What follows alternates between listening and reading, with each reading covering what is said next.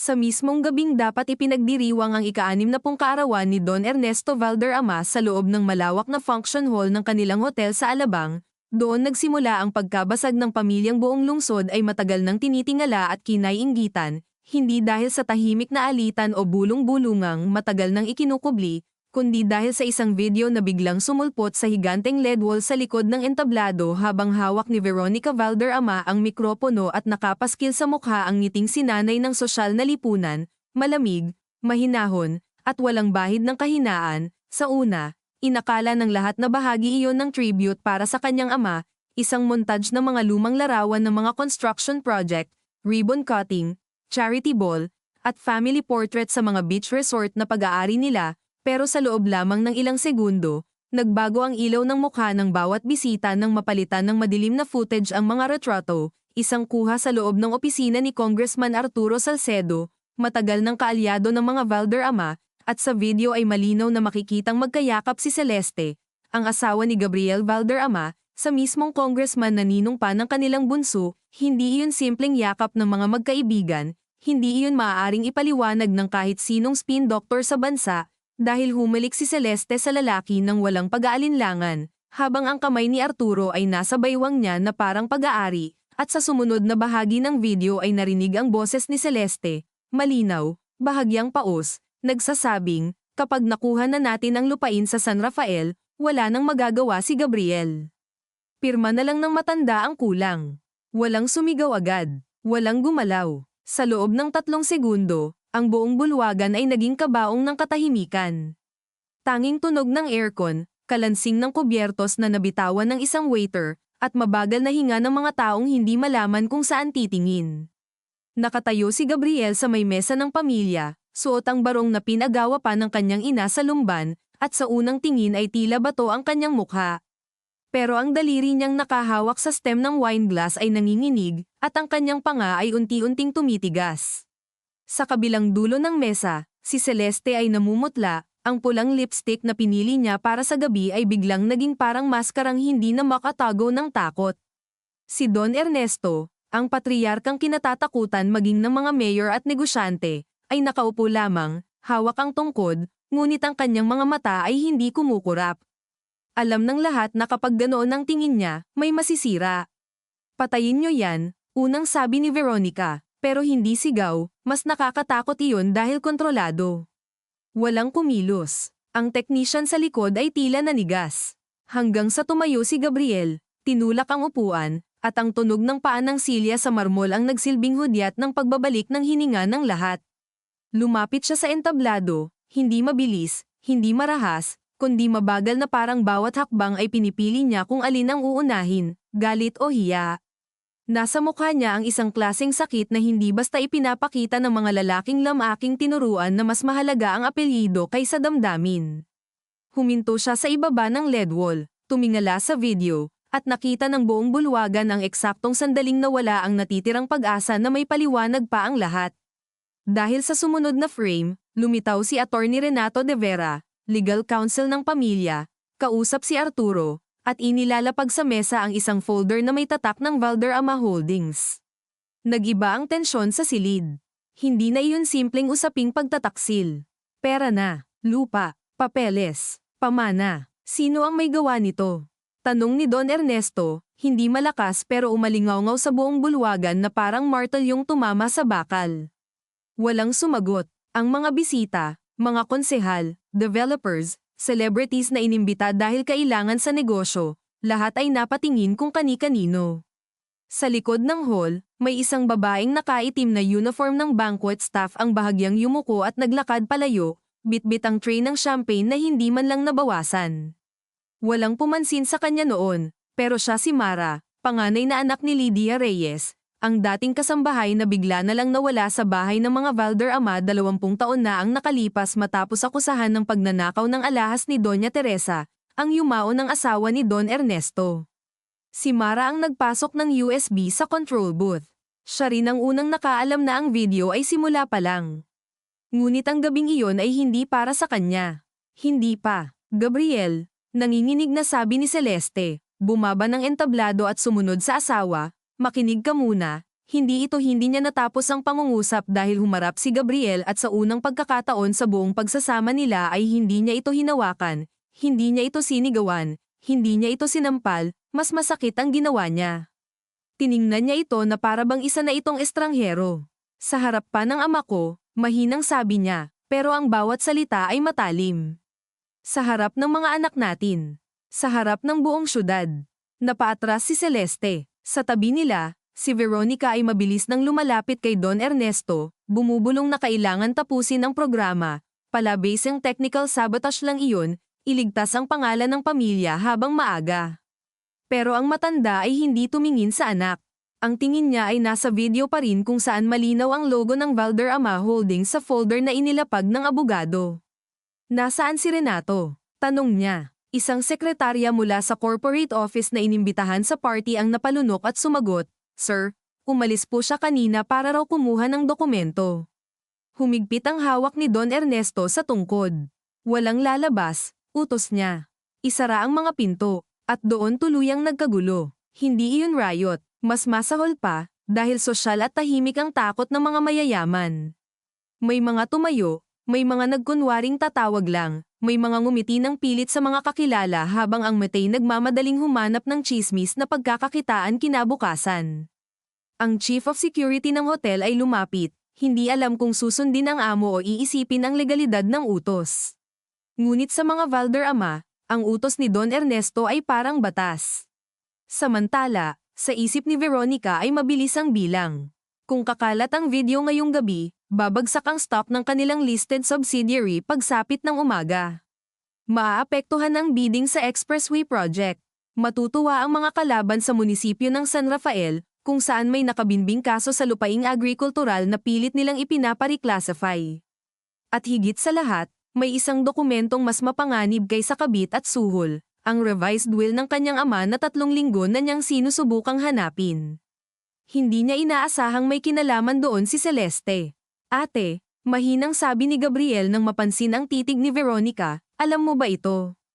Napahinto siya. Maraming taon na silang magkapatid na may formal na kabaitan at maingat na distansya.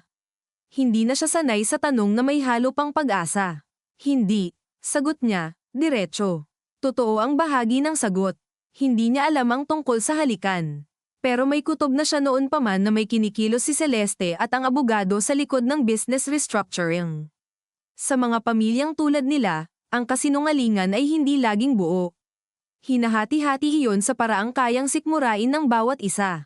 Mula sa may pinto ng hall, isang sigaw ang pumutol sa bulungan. Wala na si Attorney Renato. Humarap ang lahat. Isang guard ang humahabol sa isang valet na hingal na hingal. "Sir, kinuha po yung sasakyan niya. Umalis na 10 minuto na." Sa loob ni Don Ernesto, may isang lumang takot na matagal na niyang ibinaon ang biglang bumangon. Hindi dahil sa kabit ng manugang.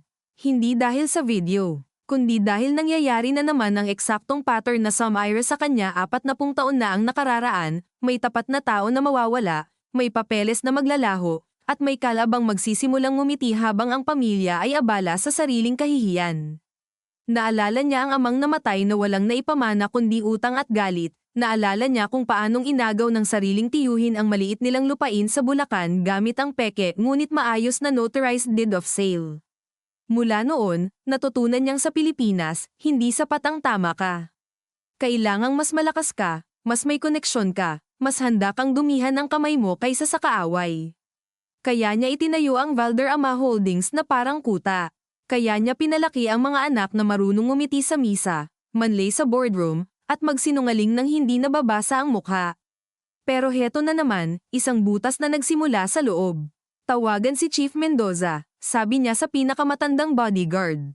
At si Judge Castañeda. Agad napatingin si Veronica sa ama. "Papa, huwag nating haluan ng pulis at hukom sa gabing ito." "Mas lalaki. Lalaki talaga," sagot ng matanda, hindi inalis ang tingin kay Gabriel at Celeste. Ang tanong, sino ang unang lulubog? Sa puntong iyon ay hindi na napigilan ni Celeste ang sarili.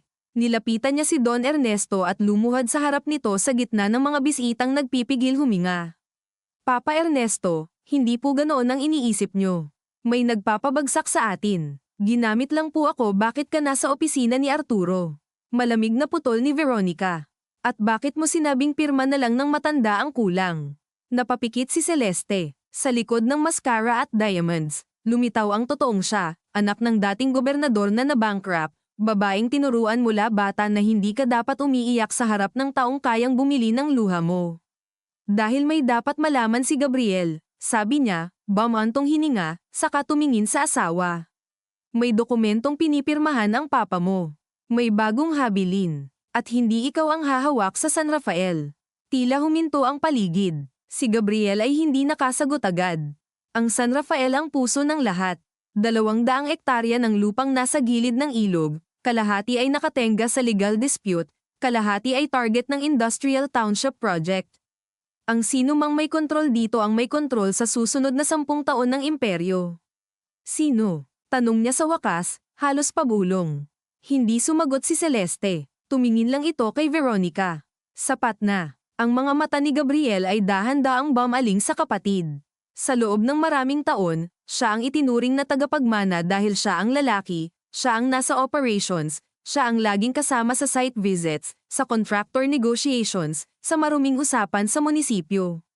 Si Veronica ang utak sa finance at strategy, pero siya ang mukha ng susunod na henerasyon. O iyon ang akala niya. Sa isang iglap, nagbago ang lahat. Ikaw, tanong niya, nangingitim ang tingin. Kaya mo akong palibutan ng ganito. Hindi ko hiningi, sabi ni Veronica, pero sa sarili niya ay naramdaman niyang kalahating kasinungalingan iyon. Hindi niya hiningi ng direkta, pero ilang taon na niyang pinatunayan sa ama na siya ang mas mahusay, mas matatag, mas disiplinado, mas handang putulin ang kahit sinong kailangang putulin. Sa mga huling buwan, ramdam niya ang paglambot ni Don Ernesto kay Gabriel dahil sa mga apo, sa pagiging lalaki, sa sentimental na pamana. Kaya noong naramdaman niyang may binubuong pagbabago sa will, hindi niya ito tinutulan. Hindi rin niya tinulungan. Hinayaan niya lang ang agos. Sa pamilyang tulad nila, ang hindi pagpigil ay isa ring anyo ng pakikipagsabuatan. Tama na, sigaw ni Don Ernesto. At kahit ang orchestra sa gilid na kaninay nagtatangkang maging invisible ay napalingon. Lahat kayong pamilya ko, sa penthouse. Ngayon, walang tumutol. Ang mga bisita ay unti-unting inihatid palabas na may pilit ng ngiti ng mga event staff at pekeng paliwanag tungkol sa private family matter. Ngunit paglabas pa lang sa hotel driveway ay nagsimula na ang pagtili ng mga cellphone, ang pag-forward ng video sa Viber groups, ang mga grabe ka at totoo bata ng buong lungsod. Sa elevator paakyat sa private penthouse office ni Don Ernesto, magkakatabi ang tatlo pero walang nagsasalita. Sa salamin ng dingding, kita ang mga mukhang hindi makatingin sa isa't isa. Humahalimuyak ang pinaghalong mamahaling pabango, whiskey, at malamig na metal ng elevator. Sa sulok, si Celeste ay nakapikit, ang daliri ay mariing pinipisil ang wedding ring na parang sinusubukang ibalik sa sarili ang isang papel na wala na. Si Gabriel naman ay nakatitig sa sariling refleksyon at sa unang pagkakataon sa buhay niya, hindi niya kilala ang lalaking kaharap. Naalala niya ang maingay na hapunan sa bahay noong bata pa sila, ang ina nilang laging nakasuot ng perlas kahit nasa loob lang ng bahay, ang ama nilang bihirang ngumiti pero minsang pinatong ang kamay sa balikat niya habang tinitingnan ang model ng una nilang subdivision at sinabing, "Sayo tabalang araw." Buong buhay niya, doon umikot ang pakiramdam niya ng sarili. Hindi sa pag-ibig ni Celeste. Hindi sa pagiging ama, kundi sa pangakong iyon. Kung mawawala iyon, ano pa ang natitira? Pagdating sa penthouse, bumungad ang madilim na city skyline sa likod ng salaming pader. Mga ilaw ng sasakyan sa SLEX na parang ugat ng isang lungsod na hindi natutulog, at sa loob ng kwarto ay masyadong tahimik para sa isang pamilyang kakagaling lang sa pampublikong pagkalansag. Inalis ni Don Ernesto ang Amerikana, iniwan sa upuan, at umupo sa dulo ng mahabang mesa ng conference room. Walang seremonya, walang drama sa tono, magsasabi ang lahat ng totoo, sabi niya. At ang unang magsisinungaling, aalis sa apelyidong ito nang walang dala. Mula sa pintuan ay biglang may kumatok. Isang staff ang pumasok, hawak ang isang brown envelope na walang pangalan. Galing po sa lobby, sir. Iniwan daw po para sa inyo. Tumingin si Veronica sa sobra. Manipis lang, pero mabigat ang dating. Binuksan iyon ni Don Ernesto nang walang pag-aatubili. Sa loob ay isang lumang litrato na bahagyang kupas, larawan ng kanilang lumang bahay sa San Rafael, kuha marahil mga 20 taon na ang nakalipas. Nasa harap ang batang si Gabriel, batang si Veronica, at sa likod nila ay isang babaeng naka-uniform ng katulong na may kondong na sanggol. Nang makita ni Veronica ang mukha ng babae, naramdaman niyang parang may malamig na tubig na ibinuhos sa batok niya. Hindi maaari, bulong niya. Dahil si Lydia Reyes iyon. At ang sanggol sa kondong ganito, kung tama ang alaala niya, ay hindi anak ni Lydia. Anak iyon ng kanilang ina sa isang lihim na hindi na dapat nabubuhay pa. Sa likod ng litrato ay may nakasulat na isang linya gamit ang itim na marker, hindi pa ito tungkol sa kabit. Tungkol ito sa totoong tagapagmana. Sa unang pagkakataon ng gabing iyon, si Don Ernesto mismo ang napahawak sa gilid ng mesa. Sa labas ng salaming dingding, kumikislap ang syudad na parang walang pakialam. Sa loob, nagsisimula pa lamang ang digmaan. Sa loob, nagsisimula pa lamang ang digmaan. Walang nagsalita sa unang ilang segundo matapos mabasa ang nakasulat sa likod ng litrato, at ang katahimikang iyon ay hindi simpleng kawalan ng tunog kundi isang mabigat na bagay na tila lumapag sa gitna ng conference table, sumiksik sa pagitan ng bawat upuan, at dumaikit sa balat ng bawat naroroon. Si Gabriel ang unang gumalaw, ngunit hindi siya lumapit, umatras pa siya ng kalahating hakbang, parang ang litrato ay may sariling init na kayang makapaso. Nakatitig siya sa imahe ng lumang bahay sa San Rafael, sa kulay ng lumot na pader na pamilyar pa rin sa alaala, sa batang sarili niyang nakangiti roon ng walang muwang, at sa babaeng matagal nang binura sa opisyal na kasaysayan ng pamilya. Si Lydia. Pangalan pa lamang yun ay sapat na para maalala niya ang amoy ng bagong saing sa dating service kitchen, ang marahang pag-awit ng kundiman na naririnig niya noon tuwing madaling araw, at ang isang beses na nahuli siyang umiiyak sa hagdan matapos siyang sermonan ng ama, saka siya binigyan ng babaeng iyon ng basong tubig at nilagyan ng asukal kahit bawal. Hindi niya alam noon kung bakit galit na galit ang ina nila kay Lydia, bakit isang araw ay nawala na lamang ito at sinabihang magnanakaw.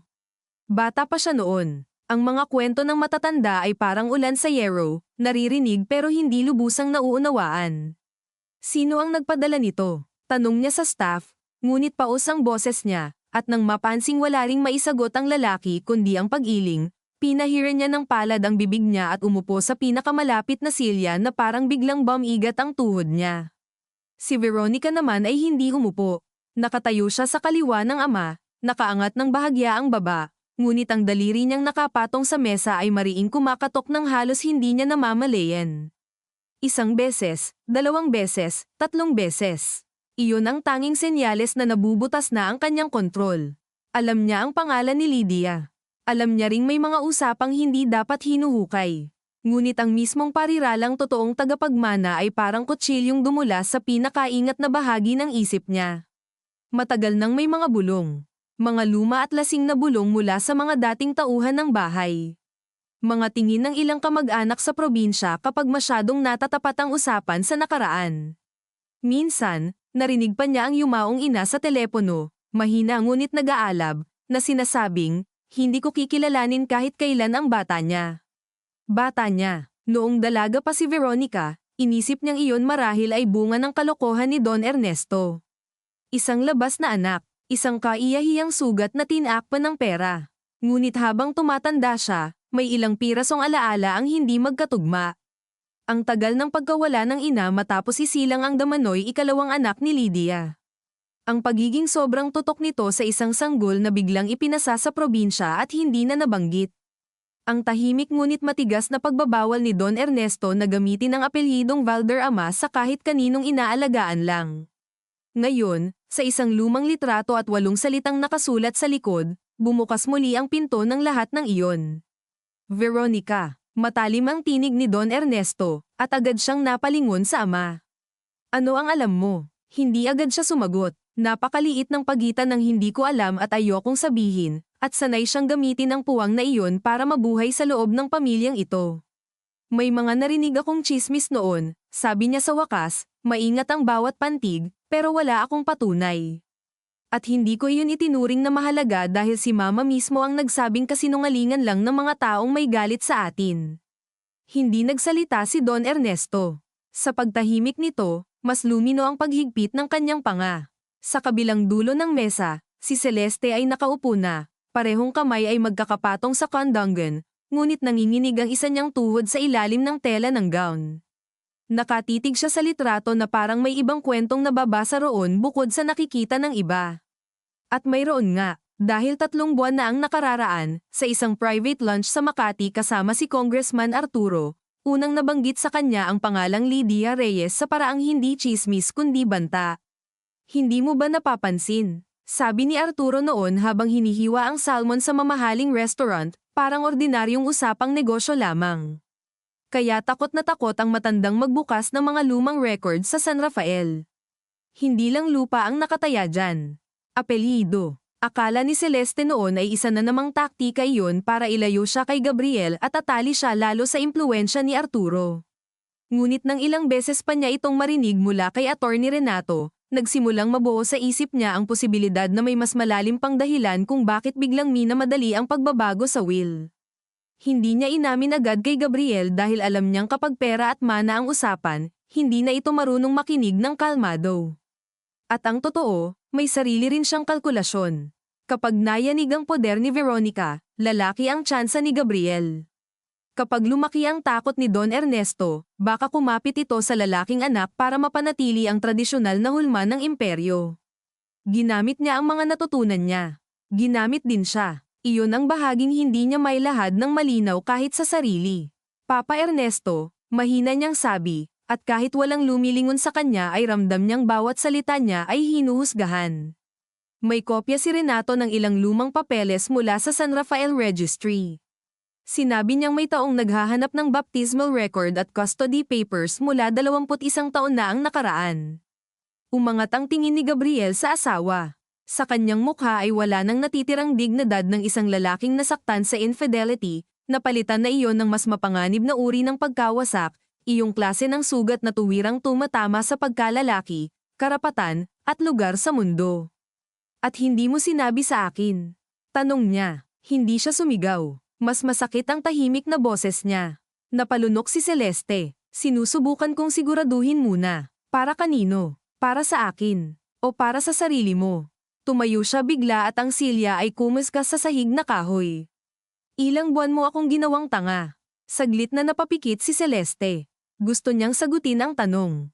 Gusto niyang sabihing pareho silang may ginagawang pagtatanghal sa kasal na ito noon pa man, na si Gabriel man ay hindi inosente sa pagiging absent, sa pagtingin sa kanya bilang magandang bahagi ng pamilya at hindi tunay na kakampi. Ngunit mali ang oras para sa katotohanan na hindi magagamit bilang depensa. Mali ako, sabi na lamang niya. Pero may mas malaking problema kaysa sa atin. Huwag mo akong turuan ng priority, putol ni Gabriel. Asawa kita, at anak ko siya, malamig na singit ni Don Ernesto, at muling tumahimik ang lahat. Nakasandal siya ngayon sa upuan, hawak ang litrato sa isang kamay at ang tungkod sa kabila. Tumanda siya bigla sa liwanag ng room, hindi sa paraang mahina kundi sa paraang mas delikado, tulad ng mga lumang punong kahoy na mukhang tuyot ngunit malalim ang ugat at kayang bumagsak sa anumang oras kung saan ka nakatayo. Lahat kayo nakatingin sa maling bagay, sabi niya. Ang video ay para sa kahihiyan. Ang litrato ay para sa gulo. Iisa ang layunin ng gumawa nito, paghiwa-hiwalayan kayo bago pa ninyo makita kung sino talaga ang may hawak sa leeg ninyo. Kung ganun, sabihin nyo na, mariing sabi ni Veronica, ngayon ay hindi na kayang magkunwari. May anak ba si mama na hindi namin kapatid? O may anak kayo sa iba? Alin doon? Dumaan ang isang mabagal na segundo. Sa labas ng salamin, nagdaan ang ilaw ng isang eroplano sa madilim na langit, at sa loob ay naramdaman ni Gabriel na bumilis ang pintig ng puso niya. May bahagi ng sarili niyang ayaw marinig ang sagot. May bahagi ring desperadong marinig iyon para magkaroon ng konkretong kalaban, konkretong paliwanag, konkretong sinisisi. Ngunit sa mga pamilyang tulad nila, ang katotohanan ay hindi palaging nagbibigay linaw. Kadalasan, lalo lang nitong pinadidilim ang lahat. Hindi anak ni Lydia ang batang nasa litrato, sabi ni Don Ernesto, mabagal. Pero hindi rin siya anak ko sa ibang babae.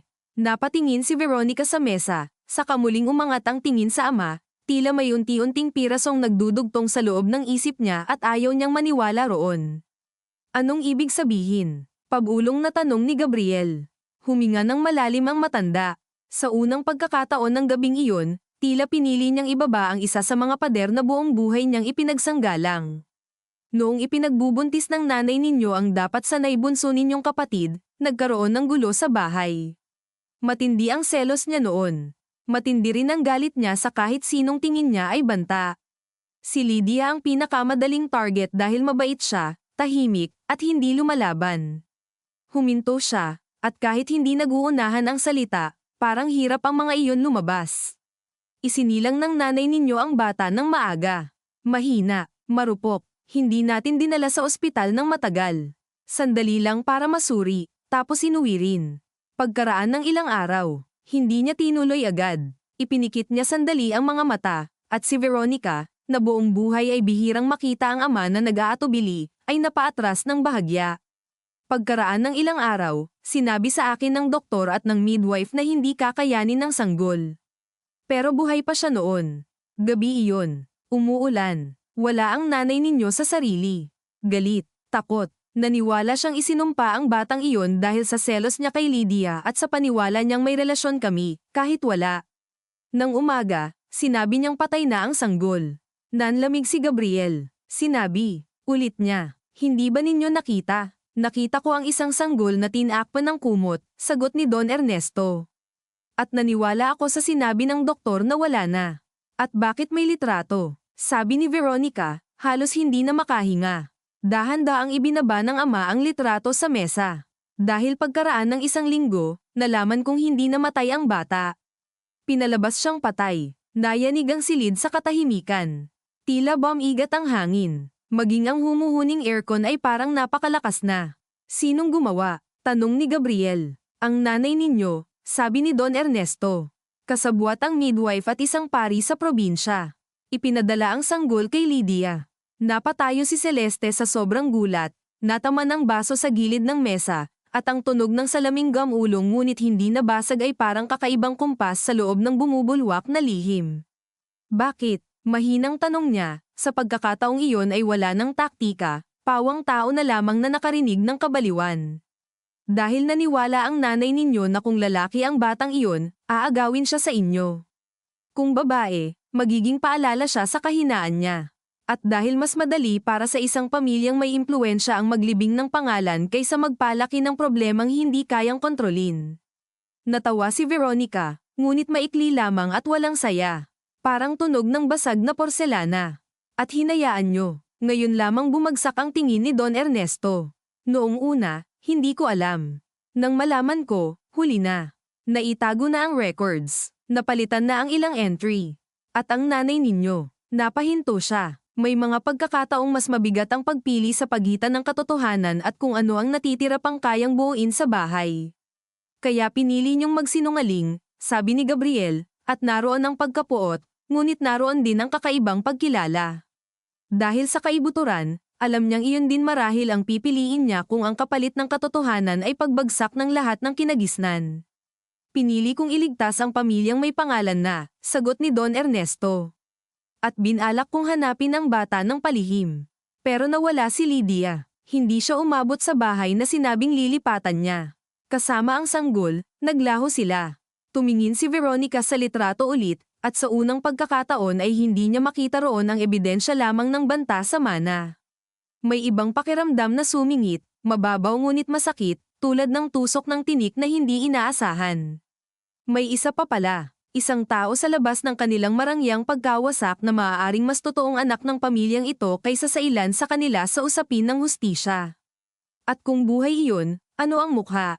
Ano ang iniisip? Galit ba? Gutom? O matagal nang namatay sa kahirapan habang sila ay nagpapalitan ng alahas at titulo? Ayaw niyang kawan ang taong iyon. Ayaw niyang bigyan ng laman ang salitang tagapagmana. Ngunit sumisiksik ang posibilidad na iyon sa isip niya na parang usok. Mula sa may pinto, bumalik ang bodyguard na ipinadala kanina, kasama ang Chief of Security. Sir, sabi nito, na-trace na po namin ang exit ni Attorney Renato. Dumiretso po siya sa basement, sumakay sa itim na SUV na may plakang nakarehistro sa isang foundation ni Congressman Salcedo. Pero may isa pa pong bagay. Iniabot nito ang cellphone. Naglabas na po ng online article. Anonymous source daw. May headline na Scandal and Succession War Rock Valderrama Empire. May kalakip pong still images mula sa video at huminto siya, tila nag-aalangan. At may lumang record daw ng isang missing domestic worker na konektado sa pamilya. Bilis, bulong ni Veronica, sabay abot sa telepono. Dumulas ang screen sa mga daliri niya. Sa balita ay naroon na nga ang litrato, hindi ang buong kuha kundi cropped na bahagi kung saan kita si Lydia. May kasamang linyang nagsasabing may source mula sa loob ng Valderrama Estate na nagsasabing the inheritance battle may involve a hidden bloodline. Kumirat ang sentido niya. Hindi chismis ang kumakalat. Operasyon ito. Malinis. Inihanda. Nakatime sa public scandal para mawalan sila ng pagkakataong kontrolin ang frame. Papa, sabi niya, ngayon ay muli nang bumabalik ang malamig niyang pag-iisip, hindi ito simpleng blackmail. May gustong pilitin kayong umamin o pumirma. Kung si Renato ay kasama ni Arturo, may dokumentong ipapaharap sila bukas. Kailangan nating mauna. Tayo, mapaklang tanong ni Gabriel. Talaga bang may tayo pa? Nagkatinginan silang magkapatid, at sa pagitan nila ay hindi lamang ang alitan sa mana kundi ang buong kasaysayan ng pagiging pinalaking magkasama ngunit laging pinaghahambing, laging pinagtatapat ng hindi tahasan. Naalala ni Veronica ang mga panahong siya ang nauuna sa klase ngunit si Gabriel pa rin ang ipinapakitang mukha sa family gatherings.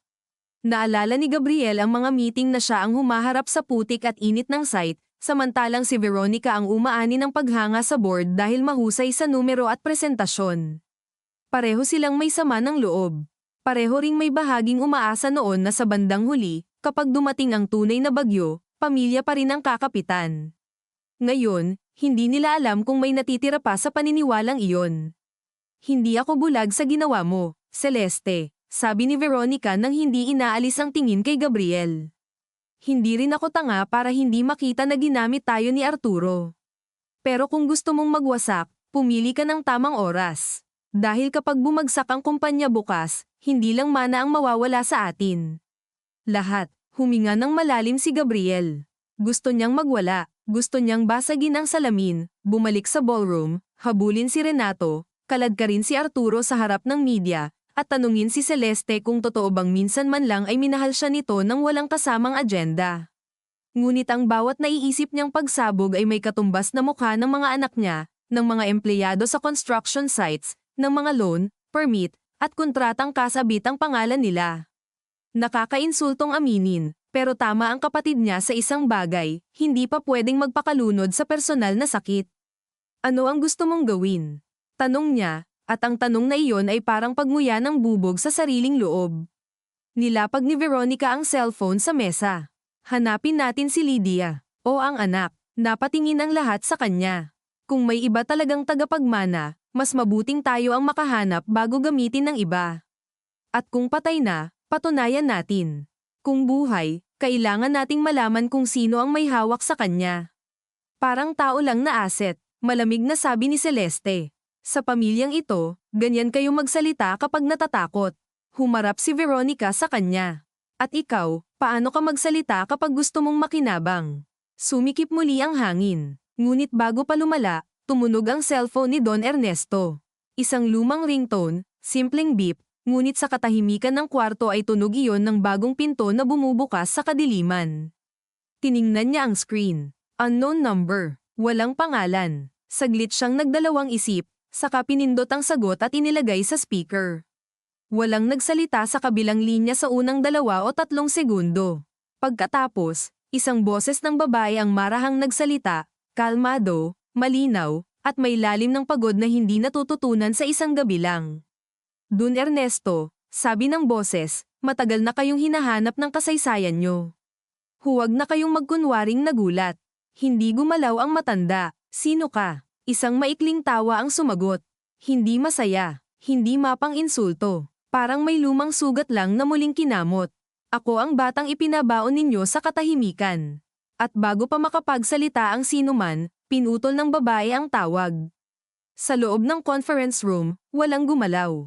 Walang huminga ng maluwag. Sa mga mata ni Gabriel ay may bagong anyo ng takot. Sa dibdib ni Veronica ay may umuusbong na galit na may halong pangamba. Sa mukha ni Celeste ay naroon ang pagkabigla at ang pagkilalang may larong mas malaki kaysa sa lahat ng personal niyang pagkakamali.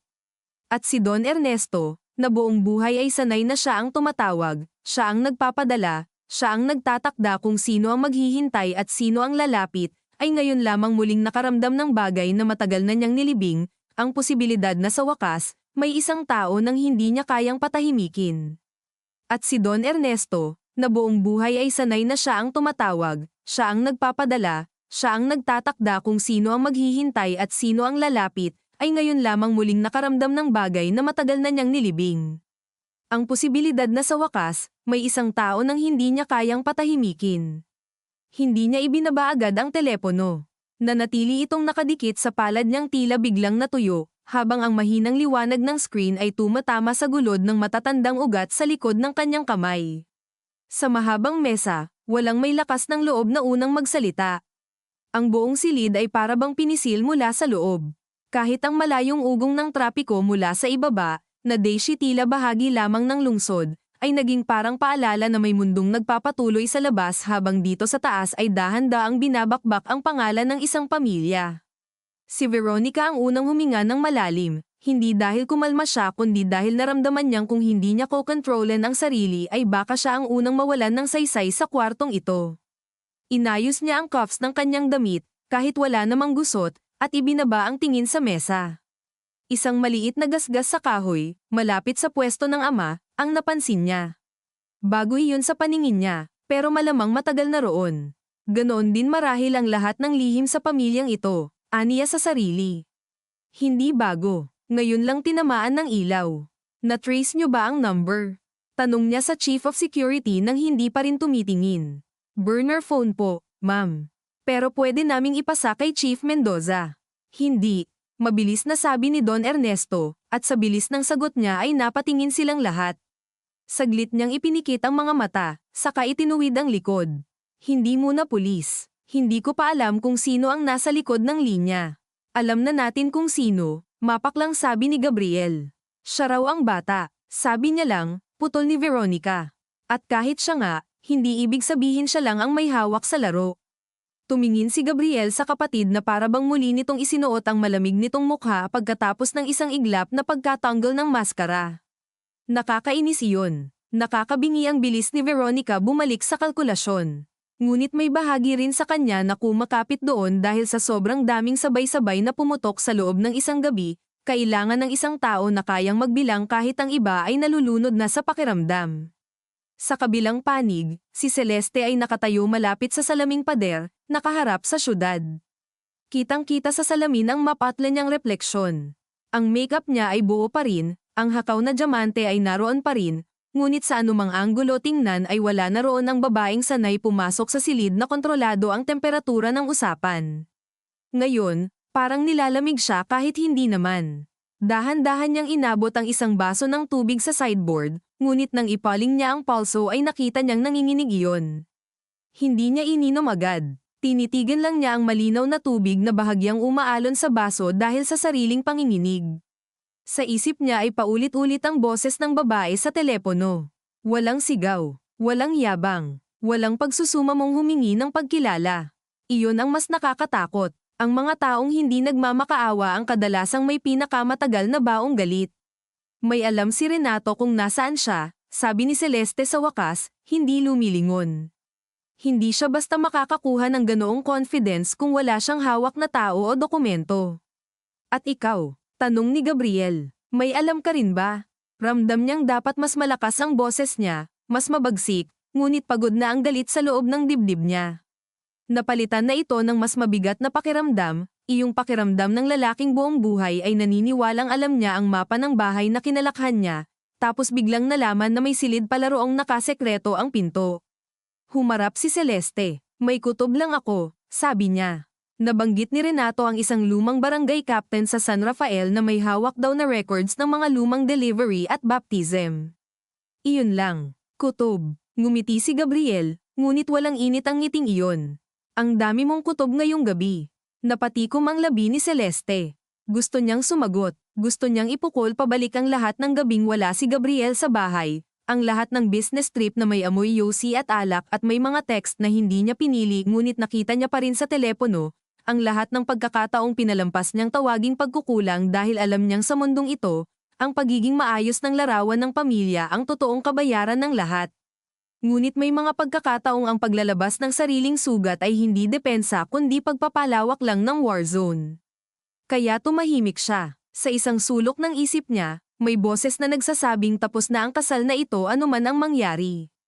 Ang tanong na lang ay gaano karaming bahagi ng sarili ang kaya pa niyang iuwi pagsikat ng araw.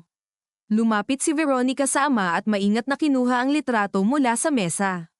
Mas tinitigan niya ito ngayon, hindi na tulad kanina na puro riktibong takot ang laman ng mga mata niya.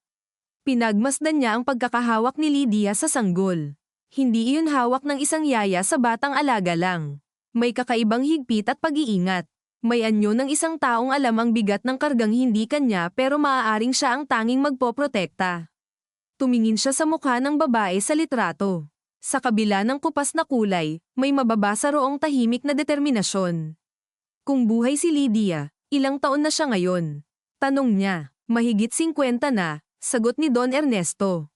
Kung buhay pa. At ang bata, 21 o 22, depende sa tunay na petsa ng rehistro. Humigpit ang hawak ni Veronica sa litrato. 21, halos kasing edad ng pamangkin niyang panganay. Isang buong adultong buhay na namuhay sa labas ng pamilyang ito habang sila ay nag-aaway tungkol sa succession plan at expansion model at dividend policy. Nakakainsulto iyon sa loika niyang sanay sa kontrol. May tao palang hindi na isama sa spreadsheet ng lahat ng ito. Papa, sabi niya, kung totoo siyang buhay at may sapat na patunay, pwede niyang questionin ang will. Pwede ring gamitin siya ng sinuman para pigilin ang San Rafael transaction. Hindi basta-basta, sagot ni Don Ernesto, ngunit mahina ang kumpiyansa sa mga salitang iyon. Marami nang naitago, marami ring pwedeng mabawi kapag may dahilan ng hukom o media na halongkatin. Naramdaman ni Gabriel na muli na namang nagiging negosyo ang isang bagay na dapat sanay dugo at kasalanan. Ngunit marahil iyon na nga ang pinakamatapat na anyo ng pamilyang ito. Dugo at negosyo ang iisang wika. Hindi ba kayo nakakaramdam ni Katie ting nahiya? Tanong niya bigla. Napalingon sina Veronica at Don Ernesto.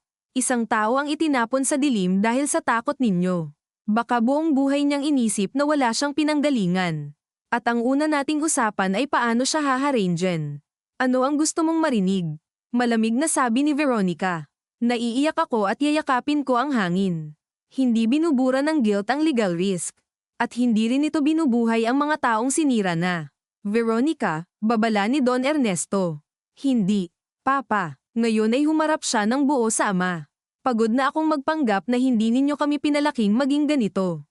Lahat ng leksyon ninyo, tungkol sa pag-iwas sa kahinaan, sa pag-unang gumalaw bago kagalawin, sa pagprotekta sa pangalan kahit may modurage. Ngayon, nagulat kayo na marunong kaming magkalkula kahit dugo na ang pinag-uusapan. Sa loob ng ilang segundo ay tila lumiit ang room sa pagitan nila. Hindi sumagot si Don Ernesto kaagad. Sa kabila ng pagod at bigat ng edad, naramdaman niya ang hapdi ng totoo sa sinabi ng anak. Ganyan nga ba niya sila pinalaki? Oo, pero hindi siya nagsisi noon. Sa mundong pinanggalingan niya, hindi nabubuhay ang mababait ng walang hawak na sungay. Gayunman, may ibang tunog ang sariling pilosopiya kapag ibinabalik sa iyo ng anak mong babae habang parehong nakatayo kayo sa gilid ng pagkalubog. Lumabas muna kayong lahat, sabi niya sa Chief of Security at sa mga staff. Walang papasok hanggat hindi ko inuutusan. Tahimik na nagsiyalisan ang mga tauhan, isinara ang pinto ng marahan, at nang tuluyang mawalan ng ibang saksi ang silid, mas naging siksik ang atmosfera. Naramdaman ni Celeste ang pagbabago sa hangin. Ito na ang oras ng mga salitang hindi para sa public consumption, hindi para sa boardroom minutes, hindi para sa abogado. Ito ang uri ng pag-uusap na karaniwang nangyayari sa loob ng mga pamilyang may kapangyarihan kapag wala nang mapaglagyan ang lason kundi sa mismong lalamunan ng bawat isa. Si Don Ernesto ay tumayo ng dahan-dahan. Tumulak ang tungkod sa sahig na may mahinang tok, tok, tok habang nilalapitan niya ang salaming pader. Tumabi siya kay Celeste ngunit hindi siya tinapak o tinignan agad. Pareho silang nakaharap sa lungsod. Noong bata ako, sabi niya, tila hindi tiyak kung kanino talaga nagsasalita, nakatira kami sa bahay na pinagpapasahan ng ulan ang bubong. Ang tatay ko, marunong lang mangako.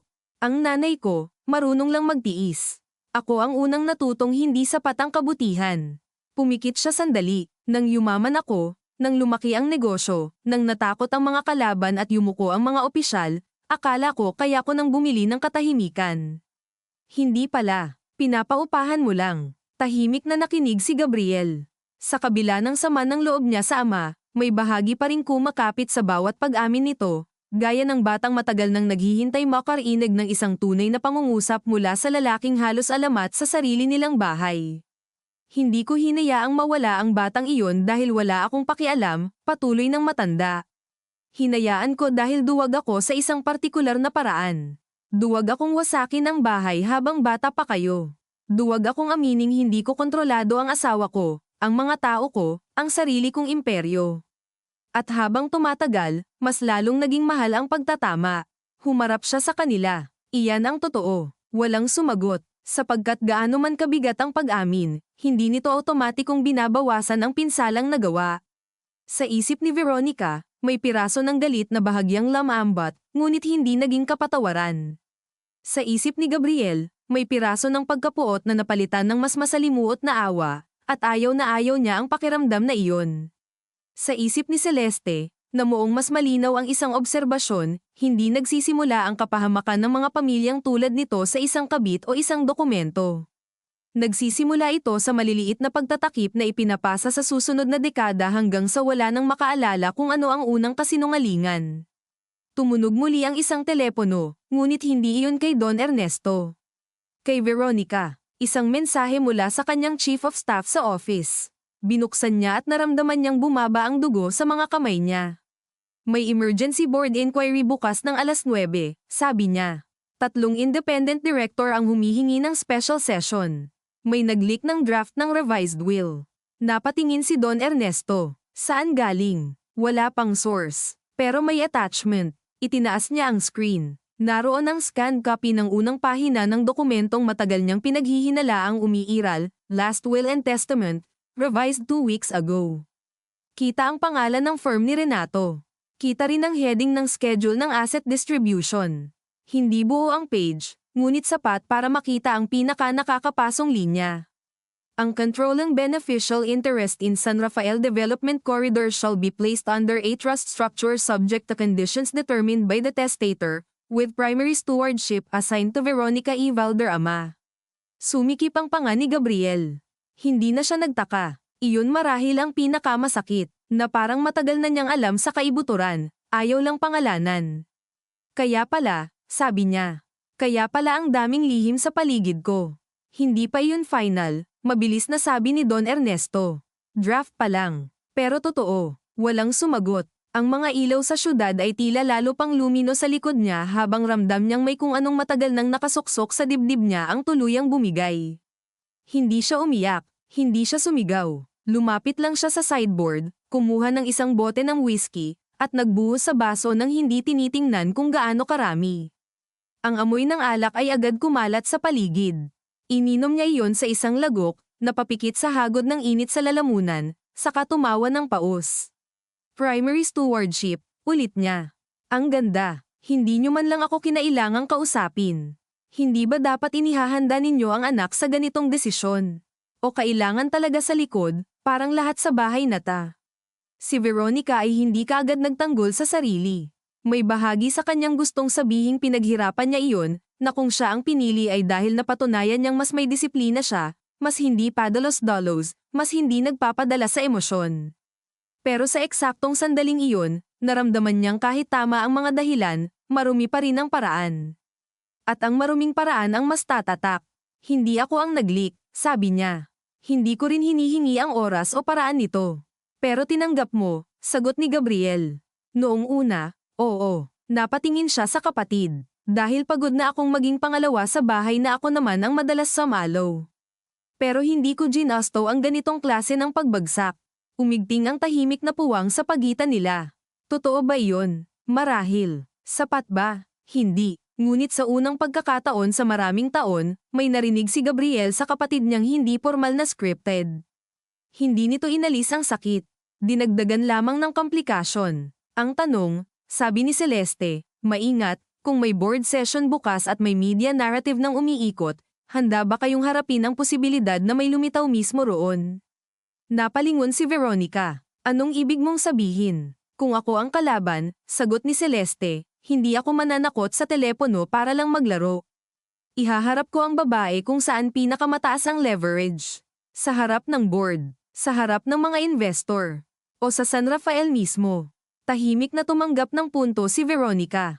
Minsan, nakakainis ang bilis ng pag-iisip ni Celeste kapag hindi ito ginagamit laban sa kanya. May access si Renato sa trust documents, registry records, pati sa lumang correspondence ni Mama, dagdag pa ni Celeste. Kung may hawak na siyang tunay na ebidensya, pwede niyang dalhin sa tamang venue kung saan hindi niyo madaling mapatahimik. Kaya uunahan natin, sabi ni Don Ernesto. Ngayong gabi, tumingin silang lahat sa kanya. Pupunta tayo sa San Rafael. Napakunot ang noo ni Veronica. Ngayon, 1:00 na ng umaga. Mas mabuti, sagot niya.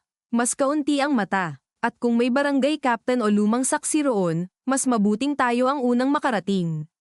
At kung bitag? Tanong ni Gabriel. Matagal na tayong nasa bitag, sabi ng matanda. Ngayon lang tayo humihinga. Walang may sumagot agad. Sa isip ni Veronica, mabilis nang tumatakbo ang listahan ng kailangan, 2 sasakyan, trusted men only, legal bag, scanner, power bank, old site maps, contact kay Mendoza pero standby lang. Sa isip ni Gabriel, sumisikip ang dibdib sa ideya ng pagbabalik sa San Rafael, hindi bilang tagapagmana na susuri ng property, kundi bilang anak na haharap sa puntod ng sariling kasinungalingan. Sa isip ni Celeste, may kakaibang pagod at paggising ng sabay, alam niyang anumang mangyari sa biyahe, ibang babae na siya pagbalik, kung makakabalik man ng buo ang buhay niya. Habang kumikilos ang bawat isa para kunin ang kani-kanilang gamit, may isang sandali ng tahimik na pag-iisa si Veronica sa dulo ng mesa. Damaykit ang mga daliri niya sa lumang litrato bago niya iyon ipinasok sa leather folder. At sa pagitan ng paghinga at pagpikit, isang tanong ang sumingit sa kanya na ayaw niyang pangalanan, paano kung ang babaeng tumawag ay hindi dumating para humingi ng lugar sa pamilya, kundi para sunugin ang huling natitira sa kanila. Sa labas ng penthouse, nagbukas ang elevator.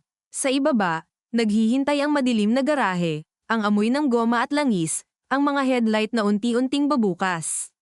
Sa malayo, ang kalsada patungong San Rafael ay parang itim na lasong humahati sa madaling araw, at sa dulo nito, may mga alaalang matagal nang tinabyunan ng lupa, ulan, at pera na handa nang maghukay pabalik. Sa malayo, ang kalsada patungong San Rafael ay parang itim na lasong humahati sa madaling araw, at sa dulo nito, may mga alaalang matagal nang tinabyunan ng lupa, ulan, at pera na handa nang maghukay pabalik. 2 itim na SUV ang lumabas sa basement ng hotel nang halos walang ingay maliban sa banayad na pagnitngit ng goma sa sementadong rampa. Sa unang sasakyan, magkatabi sa likod sina Don Ernesto at Veronica. Sa harap ay ang matandang driver nilang si Rolly, na 2 dekada nang nasa serbisyo at natutong maging bingi sa mga usapang hindi para sa kanya, at sa passenger seat ay isang bodyguard na ang mata ay nasa side mirror at kamay ay malapit sa baril na legal ang papeles ngunit palaging may ibang ibig sabihin kapag dinadala sa mga biyahe ng pamilya. Sa ikalawang sasakyan naman, magkatabing naupo sina Gabriel at Celeste, ngunit may pagitan ng 2 pulgada ng hangin at 10 taon ng mga bagay na hindi na maibabalik. Wala sa kanila ang pumiling magsalita pag-alis mula sa alabang. Ang ilaw ng mga poste sa expressway ay dumudulas sa mga mukha nila ng salit-salit, liwanag-dilim, na parang may sariling ritmo ang gabing nagdedesisyon kung sino ang lalantad at sino ang mananatiling anino. Nakasandal si Don Ernesto, ngunit hindi siya nagpapahinga. Ang mga mata niya ay bukas at tuwid sa salaming bintana, kahit ang refleksyon niya roon ay mistulang ibang tao na, isang matandang lalaki na sa unang pagkakataon sa maraming taon ay hindi sigurado kung sapat pa ba ang impluwensya niyang binuo laban sa sariling nakaraan. Sa kondongan niya ay ang leather folder na kinuha ni Veronica mula sa mesa. Nandoon ang litrato. Nandoon din ang ilang kopya ng lumang tax declaration, survey maps, at handwritten notes na inipon ng mga tao niya nang hindi niya palubusang inaaming may dahilan siyang ipunin ang mga iyon. Sa tabi niya, si Veronica ay nakatutok sa tablet, mabilis ang daliri sa pag-scroll, ngunit hindi ganoon katalas ang focus niya gaya ng karaniwan. May mga linya ng email, screenshot ng article, at draft statement mula sa communications team, ngunit sa likod ng lahat ng salitang iyon ay paulit-ulit ang isang mas tahimik na tanong, kung talagang may buhay na anak na nawawala sa pamilyang ito, ano ang moral na anyo ng laban bukas? Hindi siya sentimental. Hindi iyon ang kahinaan niya. Ngunit hindi rin siya tanga. Alam niyang may mga laban na hindi pwedeng ipanalo ng walang permanenteng mantsa. At kung sakali mang makuha niya ang San Rafael sa dulo ng kaguluhang ito, sa anong halaga? Hindi lang sa reputasyon, sa sarili. Ayaw niyang isipin iyon ng mas matagal. Mas madali ang numbers. Mas madaling aralin ang spread ng risk kaysa ang timbang ng dugo. Nag-message si Chief Mendoza, sabi niya nang hindi inaalis ang tingin sa screen. Nagtatanong kung kailangan nating mag-file ng blotter tungkol sa blackmail at cyber intrusion. Hindi pa. Sagot ni Don Ernesto. Kapag nag-file tayo ng hindi kumpleto ang kwento, tayo rin ang itatanong. Mas lalong itatanong kung maunahan tayo. Alam ko, maikli ang sagot, ngunit sapat para marinig ni Veronica ang pagod na hindi binabanggit ng ama. Tumahimik siya. Sa kabilang sasakyan, si Gabriel ay nakatingin sa kalsada, pero hindi niya ito tunay na nakikita. Ang nakikita niya ay ang unang beses na dinala siya ng ama sa San Rafael noong binata pa lamang siya. Taginit iyon. Mainit ang hangin at mabigat ang amoy ng putik na hinukay para sa access road. Naalala niya ang pakiramdam ng sapatos na unti-unting nilulubog sa lupa habang ipinapaliwanag ng ama ang potensyal ng lugar, kung saan itatayo ang township, saan ilalagay ang warehouse, paano didiretso ang bypass road kapag nakuha na ang permits. Noon, pakiramdam niya ay pinapasok siya sa lihim ng mga lalaki. Sa teritoryo, sa pamana, nakatayo sila sa ilalim ng puting tolda, may hawak na malamig na soft drink, habang sa malayo ay may mga magsasakang tahimik na nakatingin sa servers. Hindi niya masyadong inisip noon ang mga mukhang iyon. Hindi niya inisip na para sa ilan sa kanila, ang lupang tinitingnan niya bilang proyekto ay lupang minana ng buto at pawis. Hindi niya rin inisip na baka sa mismong lugar ding iyon, may isang batang dapat sanay kapatid niya ang minsang itinago mula sa paningin ng pamilya. Ngayon, habang gumuguhit ang mga puting linya ng expressway sa salamin, nararamdaman niya ang kakaibang pagkipot ng mundong akala niya ay malawak at tiyak. Saan tayo sa San Rafael? Tanong niya kay Rodel, ang driver nilang mas bata at madaldal sa ordinaryong araw ngunit ngayon ay halatang pinag-iingat ang bawat hininga. Sa lumang ancestral house muna raw, sir, sabi nito. May tao na raw si Mang Lito doon. Yung dating caretaker. Tumango si Gabriel. Sa tabi niya, si Celeste ay nakasandal ngunit hindi humihimlay. Ang dalawang palad niya ay magkakapit, at hinahaplos-haplos ng hinlalaki niya ang gilid ng singsing sa palasingsingan. Hindi niya ito kayang alisin. Hindi pa. Hindi dahil may paniniwala pa siya sa kasal. Kundi dahil ang pagtanggal nito ngayon ay parang pag-amin na wala nang babalikan, at may bahagi sa kanya na kahit paano ay nag-iingat pa rin sa biglang pagbagsak. Galit ka pa rin, sabi niya sa wakas, halos pabulong lang. Tumawa si Gabriel ng bahagya, mahina at walang saya. Tanong ba yan? Hindi sumagot si Celeste agad. Inilayo niya ang tingin sa bintana, sa mga truck na lumalampas at sa mga nakapilang ilaw ng toll plaza sa unahan. Hindi ko alam kung alin ang dapat kong unahin, sabi niya. Yung humingi ng tawad sa ginawa ko. O yung sabihing hindi lang ako ang nagsinungaling sa relasyong ta. Mabigat ka magsalita para sa taong nahuling may ibang lalaki sa likod ng opisina. At magaan ba ang konsensya mo? Mabilis niyang balik, saka agad nagsisi sa tono. Ngunit huli na. Pumihit ang ulo ni Gabriel at tinitigan siya sa dilim. Gusto mo talagang magbilangan tayo ngayon? Hindi. Huminga siya ng malalim. Pero ayoko rin na ang buong gabi ay parang ako lang ang dumi sa istoryang ta. Natahimik si Gabriel. Dahil totoo iyon sa isang paraan na ayaw niyang tanggapin. Hindi siya banal. Hindi siya tapat sa paraang ipinagmamalaki sa misa o sa family photo. Hindi man siya nagkaroon ng lantad na relasyon na gaya ng kay Celeste, marami siyang pinabayaang buta sa kasal nila. Marami siyang gabing umuwi na ang isip ay nasa negosyo, sa galit sa kapatid, sa paghahabol ng approval ng ama, at halos wala nang natira para sa babaeng kasama niya sa bahay. Hindi iyon kapareho ng pagtataksil. Ngunit bahagi pa rin iyon ng mahabang pagkasira. Hindi ikaw lang, sabi niya sa wakas. Pero ikaw ang pinakahuling sumaksak. Napapikit si Celeste. Mas masakit ang mahinang salita kaysa sigaw. Sa loob ng ilang minuto, tanging tunog ng makina at mahinang ugong ng kalsada ang narinig. Paglampas nila sa tol, unti-unting nabawasan ang ilaw ng syudad. Pumalit ang mas malalalim na anino ng mga puno, saradong gasolinahan, tindahang may ilaw pa ngunit halos walang tao, mga waiting shed na may natutulog na katawan sa bangko. Habang lumalayo sila sa sentro ng kapangyarihan, mas dumarami ang amoy ng probinsya sa bahagyang siwang ng bintanang binuksan ni Rodel ng kaunti, pinaghalong basang lupa, usok ng sinusunog na dahon, at malamig na hamog na pumapasok sa ilong na parang lumang alaala. Sa unang sasakyan, tumawag si Veronica sa isa sa mga dating staff na taga San Rafael. "Nora, gising ka pa ba?" Tanong niya nang sagutin ng babae. Maingat ang boses niya, malumanay, iba sa paraan niya magsalita sa boardroom. Marunong siyang magpalit ng balat kapag kailangan. "Ma'am, opo," sagot ng boses sa kabilang linya, "may halong ka ba?" "May kailangan po ba? Nasa daan kami. Huwag mong sasabihin kahit kanino. Kailangan ko malaman kung buhay pa si Kapitana Belen Mercado." Nagkaroon ng maikling katahimikan sa kabilang linya. "Buhay pa po, ma'am, pero matanda na.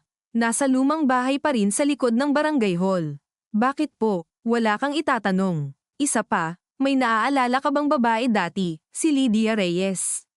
Mas tumagal ang katahimikan. Narinig ni Veronica ang mahinang kaluskos, marahil pagupo ng babae o pagtingin sa paligid bago sumagot. "Opo," marahang sabi ni Nora. "May mga kwento po noon. Sinasabing tumakas daw pagkatapos ng gulo sa bahay ninyo. Pero ano? May nagsabi po sa nanay ko dati na hindi raw siya tumakas. May naghatid raw sa kanya palabas. Gabi, may sasakyan." Hindi nagsalita si Veronica agad. Pinisil niya ang tulay ng ilong niya gamit ang dalawang daliri. "Sino ang nagsabi?" "Patay na po yung nagsabi, ma'am. Si Tia Minda. Dati pong labandera sa hasyenda." "Sige, wala kang sasabihin kahit kanino na tumawag ako." "Opo, ma'am." Pagbaba niya ng tawag, hindi niya agad ibinalita sa ama. Tiningnan muna niya ang salamin kung saan ang sariling mukha niya ay bahagyang naghahalo sa kadilimang nilalampasan nila. Hindi tumakas, may naghatid. Ibig sabihin, may mas sistematikong operasyon kaysa simpleng bugso ng emosyon ng yumao nilang ina. May ibang adultong nagdesisyon, doktor, pari, driver, o ang ama mismo, na marahil ay hindi buong-buo ang alaala o hindi buong-buo ang pag-amin. Ayaw niyang mag-akusa ng wala pang matibay. Ngunit sa pamilyang ito, ang pinakamahirap paniwalaan ay hindi na ang kasalanan, kundi ang antas ng partisipasyon ng bawat isa. "May nalaman ka?" tanong ni Don Ernesto, napansing masyadong matagal ang katahimikan pagkatapos ng tawag. "May nagsabing hindi raw tumakas si Lydia. May naghatid palabas." Dahan-daang lumingon ang matanda. "Sino?" "Wala pang pangalan." Hindi na siya nagdagdag. Ngunit sapat na iyon para maramdaman ni Don Ernesto ang matandang kilabot na muling tumutusok sa batok. Sino? Hindi ba talaga niya alam? O may bahagi ng isip niya na matagal nang may alam ngunit pinili na lamang huwag siyasatin dahil ang paghuhukay noon ay sisira sa anumang natira sa bahay. Naalala niya ang isang gabing umuulan. Naalala niya ang pagkakaroon ng isang driver na bigla na lamang nawala sa serbisyo ilang linggo matapos ang gulo. Naalala niya ang pera na inilabas niya para sa relocation ng ilang tauhan, pera na ipinasa sa pamamagitan ni Attorney Villen, matagal nang patay. Noon, sinabi sa kanya na kailangan para matapos ang usapan. Tinanggap niya. Hindi niya nainusisa. Hindi ba iyon na ang sagot? Sa pagdaan ng mga alaala, may malamig na pag-unawa na dahan-daang pumapasok, hindi sapat sabihin na hindi niya alam. Maaaring hindi niya alam ang bawat detalye, ngunit marami siyang piniling huwag alamin. At sa harap ng moralidad, minsan iyon na rin ang kaparehong kasalanan. Pagsapit nila sa bayan proper ng San Rafael ay 3:00 na ng umaga. Tahimik ang munisipyo, ngunit hindi tulog ang probinsya sa paraang iniisip ng mga tagalungsod. May mga tricycle pa ring nakaabang sa kanto, may asong tumatahol sa malayo, may ilaw sa panaderyang maagang naghahalo na ng masa para sa umaga. Nang pumasok ang convoy sa lumang daan papunta sa ancestral house ng mga Valderrama, sumikip ang daan at damakit ang mga sanga ng akasya sa bubong ng sasakyan. Sa gilid ay may mga kanal na may naiipong tubig ulan, at sa kabila ay pader na may lumot at kupas na pintura. Ang lumang bahay ay hindi mansyon sa kasalukuyang panlasa, lumang batot kahoy ito, malapad ang beranda, matataas ang bintana, at may dating marangal na ngayoy may halo ng pagod. Isa lamang ang ilaw sa ground floor. Nang bumukas ang gate, lumabas si Mang Lito, na Daisy batang utility boy at ngayoy kuba na ang balikat ngunit matalas pa rin ang mata. Sir, sabi niya, bahagyang yumuko kay Don Ernesto. Wala nang ibang seremonya. Hindi ito lugar para sa formalidad. May gumalaw ba rito? Tanong ng matanda. May 2 beses pong may nagtanong nitong linggo, sagot ni Mang Lito habang inaakay sila sa beranda. Isang lalaki na nakalong sleeve, mukhang abogado. Isang babae naman, mga hapon, nakasombrero. Hindi ko po pinapasok. Anong itsura ng babae? Tanong ni Veronica agad. Nag-isip si Mang Lito. Maputi po ng kaunti, hindi sosyal manamit pero matatag ang tindig. Hindi ko po gaanong makita dahil hindi siya lumapit sa ilaw. Ang sabi lang, sabihin mo sa matanda, hindi pwedeng habang buhay nakatago ang mga papel sa bahay na ta. Napasulyap si Gabriel sa ama. May mga papel nga rito. Hindi sumagot si Don Ernesto agad. Umakyat siya sa hagdang kahoy na bahagyang umungol sa bawat hakbang, pumasok sa lumang sala kung saan nakasabit pa ang mga lumang portrait ng mga ninuno, at dumiretso sa dating opisina ng kanyang ama. Mabaho ang silid sa alikabok, lumang papel, at saradong kahoy. Nang buksan ni Mang Lito ang ilaw, lumino ang mga filing cabinet na hindi na ginagamit, ang malaking mesa na may gasgas ng panahon, at ang lumang aparador na nakasuksok sa dingding. Huminto si Don Ernesto sa harap nito. Walang gagalaw, sabi niya. Ako ang magbubukas. Mula sa loob ng Amerikana, inilabas niya ang isang maliit na susi na matagal na niyang bitbit ngunit bihirang hawakan. Isinuksok niya iyon sa tagong butas sa gilid ng aparador. Umikot ang lock ng may matigas na tunog. Bumukas ang isang manipis na panel sa loob, at sa likod nito ay lumitaw ang isang bakal na kahon. Nakaramdam si Veronica ng pagsikip ng dibdib. Hindi niya ito alam. Si Gabriel din. Walang may alam maliban marahil sa ilang yumao na. Inilabas ng matanda ang kahon at inilapag sa mesa. Nang buksan niya, tumambad ang mga lumang sobre, litratong nakabalot sa tela, at isang pulang folder na may kupas na sulat kamay, San Rafael Private. Anong laman? Tanong ni Gabriel. Mga bagay na hindi ko kailanman gustong gamitin, sagot ni Don Ernesto. Pero hindi ko rin kayang itapon. Isa-isa niyang inilabas ang laman. Una, mga resibo at sulat mula sa isang pari. Pangalawa, sertipiko ng donasyon sa isang kumbento sa Laguna. Pangatlo, 3 litrato ni Lydia na karga ang sanggol sa iba't ibang buwan. At pang-apat, isang affidavit na hindi pirmado ni Don Ernesto kundi ng dating driver nilang si Tomas Arce. Kinuha iyon ni Veronica at mabilis na binasa, habang si Gabriel ay lumapit, nakatingin sa bawat salita na parang may sariling pintig ang papel. Sa affidavit, nakasaad na sa utos ni Madam, inihatid ni Tomas si Lydia Reyes at ang sanggol na babae patungong isang bahay sa Laguna na pag-aari ng kaibigan ng pamilya. Pagkatapos ng 3 linggo, inutusan siyang ilipat muli si Lydia sa San Rafael sa pangangalaga ng isang kamag-anak sa Barangay Malinis. May kalakip pang linya, ang utos ay huwag ipaalam kay Sir hanggang hamupa ang lagay sa bahay. Bumigat ang mukha ni Don Ernesto. Ang salitang babae, hindi lalaki. Ang bata ay babae. Ibig sabihin, ang nawawalang sanggol ay anak nga ng legal na pamilya. Kapatid ni na Gabriel at Veronica. Walang duda roon. Ngunit may isa pang suntok sa affidavit. Hindi siya lubusang walang alam. Hindi man agad, ngunit sa huling pahina ay may maikling note na may pirma niya mismo. Buwan ang pagitan mula sa unang utos, continue support quietly. No public records. Safe schooling if needed. Napahawak siya sa gilid ng mesa. Hindi maalala ni Gabriel ang huling pagkakataong nakitang parang nawalan ng timbang ang ama sa loob ng ilang segundo. Alam niyo, sabi niya, ngunit hindi na iyon tanong. Mas marami kaysa sa sinabi niyo. Hindi sumagot si Don Ernesto. Tumingin lamang siya sa sariling pirma na waring gawa ng ibang tao sa ibang buhay. Akala ko, bulong niya, saka huminto. Akala ko napapadalhan sila. Akala ko ligtas. At hindi niyo kami sinabihan kahit kailan, sabi ni Veronica, at sa boses niya ngayon ay hindi galit lang.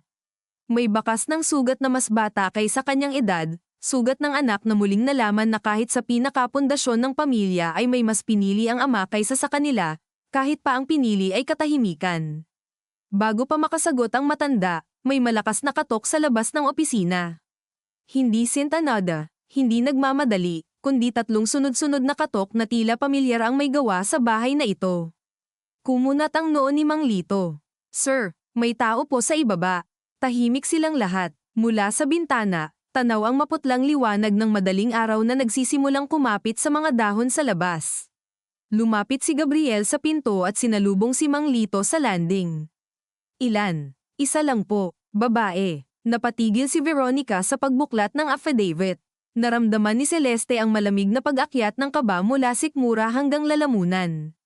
Si Don Ernesto ay hindi agad gumalaw.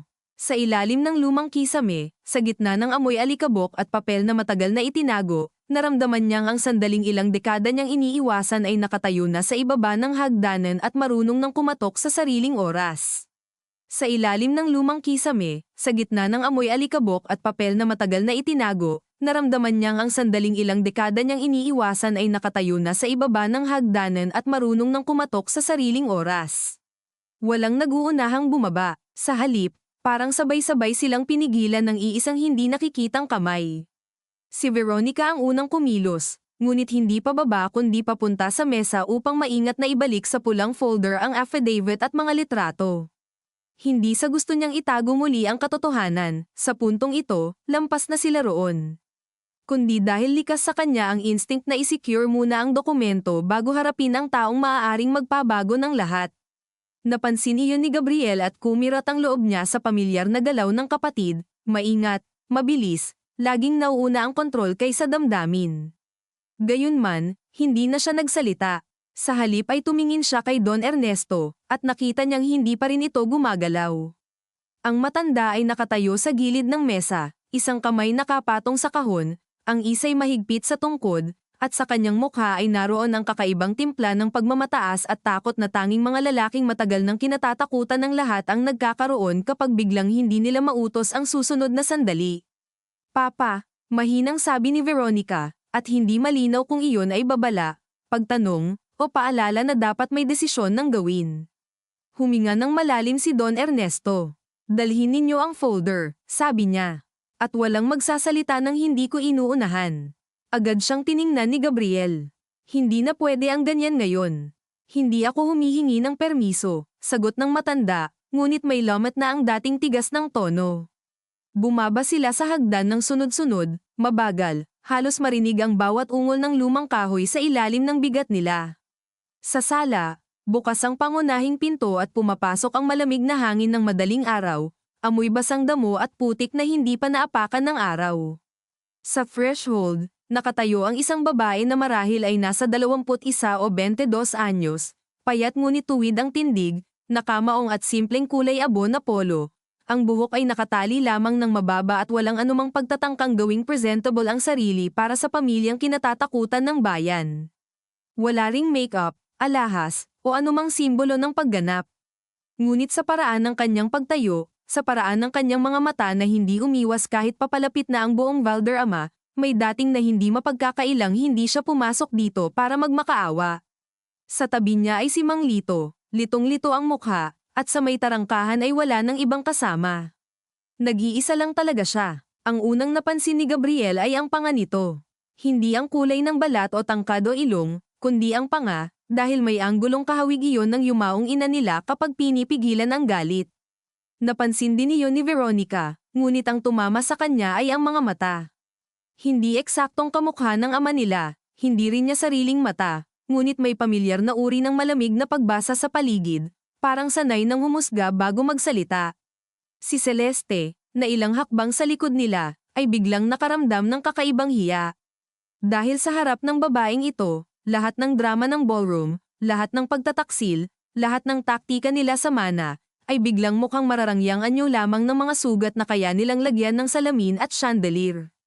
Samantalang ang babaeng nasa pinto ay tila galing sa uri ng pagkawala na walang dekorasayon. "Ikaw ang tumawag," sabi ni Don Ernesto. Hindi ito tanong. Ang babae ay tumingin lamang sa kanya ng diretso, sa kabahagyang ikiniling ang ulo. "At kayo ang hindi sumagot ng 21 taon." Hindi umubra ang natural na tindig ni Don Ernesto na parabang siya ang may hawak sa bahay na ito. Sa pagkakataong iyon, sa mismong lumang bahay pa na minsang nagsilbing sisidlan ng kanilang mga lihim, naramdaman niyang maliit ang bawat depensang politikal, legal, at pinansyal laban sa simpleng lakas ng isang taong may karapatang magsabi ng ganoong pangungusap. "Pumasok ka," sabi niya. "Nasa loob na ako noon pa man," sagot ng babae, saka siya mismo ang humakbang papasok sa sala na parabang hindi na niya kailangan ng pahintulot. Humaplos ang malamig na hangin sa laylayan ng kanyang damit habang dumaraan siya sa pagitan nila. Hindi siya nagmadali, sinipat niya ang kisame, ang lumang aparador, ang malaking portrait ni Doña Teresa sa dingding, at saglit na tumigil ang mata niya roon. Walang emosyon sa mukha niya, ngunit napansin ni Veronica ang bahagyang pagkibot ng kaliwang kamay nito. "Ako si Amihan Reyes," sabi niya sa wakas. "Sa papeles na hawak ko, Amihan Teresa Reyes. Pero sa isang baptismal certificate na matagal ninyong sinubukang ipatago, iba ang gitnang pangalan ko." Inilabas niya mula sa canvas bag na bitbit ang isang transparent envelope. Walang drama sa pag-abot niya nito. Ni hindi niya ibinigay agad kay Don Ernesto. Sa halip, inilapag niya sa mesa sa gitna ng sala, para pantay ang distansya ng lahat. "Tingnan ninyo." Si Veronica ang pinakamabilis na lumapit, ngunit pinigilan niya ang sarili sa huling pulgada at tumingin muna sa ama. Nang walang utos na dumating, siya na ang kumuha. Sa loob ng envelope ay photocopy ng isang baptismal record, lumang litrato ng sanggol na may petsa sa likod, at isang sulat kamay na liham mula sa isang madre sa Laguna. Habang binubuklat niya ang mga iyon, naramdaman niyang tumitigas ang dila niya. Nandoon nga ang pangalang Amihan Teresa Valderrama sa unang record, tinawid lamang ng 2 pailes na linya at pinalitan sa gilid ng Reyes sa ibang tinta at ibang petsa. May marginal note pa tungkol sa correction by request of guardian. "Saan mo nakuha ito?" tanong niya, at sa lahat ng tao sa kwarto, siya ang unang nagsalita sa boses na halos propesyonal, dahil iyon ang kaya niyang sandalan kapag nanginginig na ang loob. "Sa mga taong hindi nabayaran ng sapat para dalhin ang hiya ninyo hanggang hukay," sagot ni Amihan. "At sa mga taong tinulungan akong maghanap dahil sawa na rin silang makita kayong lahat na parabang kayo lang ang may kasaysayan sa bayang ito." Napatingin si Gabriel sa kanya. "Sino ang nagpalaki sa'yo?" Sa tanong na iyon, may ibang bahid. Hindi ganap na interes ng negosyo. May halo ng tao. Napatingin si Amihan sa kanya, at sa isang iglap ay parang may bahagyang paglambot sa gilid ng tingin niya, hindi dahil nakilala niya ito, kundi dahil marahil ay iyon ang unang tanong na hindi tuwirang umiikot sa pag-angkin o pagdepensa. "Si Nanay Lydia," sagot niya. "Pero hindi niya ako nakasama habang buhay." Umupo siya sa isa sa mga lumang upuan nang hindi hinihintay na alukin. "Namatay siya noong 15 anyos ako. Hindi dito." Huminto siya. "Sa Laguna muna kami noon. Tapos inilipat kami sa iba't ibang lugar. May mga panahong may dumarating na pera, may mga panahong wala. Lagi niyang sinasabing huwag na huwag akong lalapit sa inyo hanggat hindi ako handa. Kasi ang mga taong may apelyido raw, sanay silang gawing baliw ang memorya ng mahihirap." Bumigat ang hangin sa sala. Si Don Ernesto ay tila nakikinig hindi lamang sa salita kundi sa bawat puwang sa pagitan nito.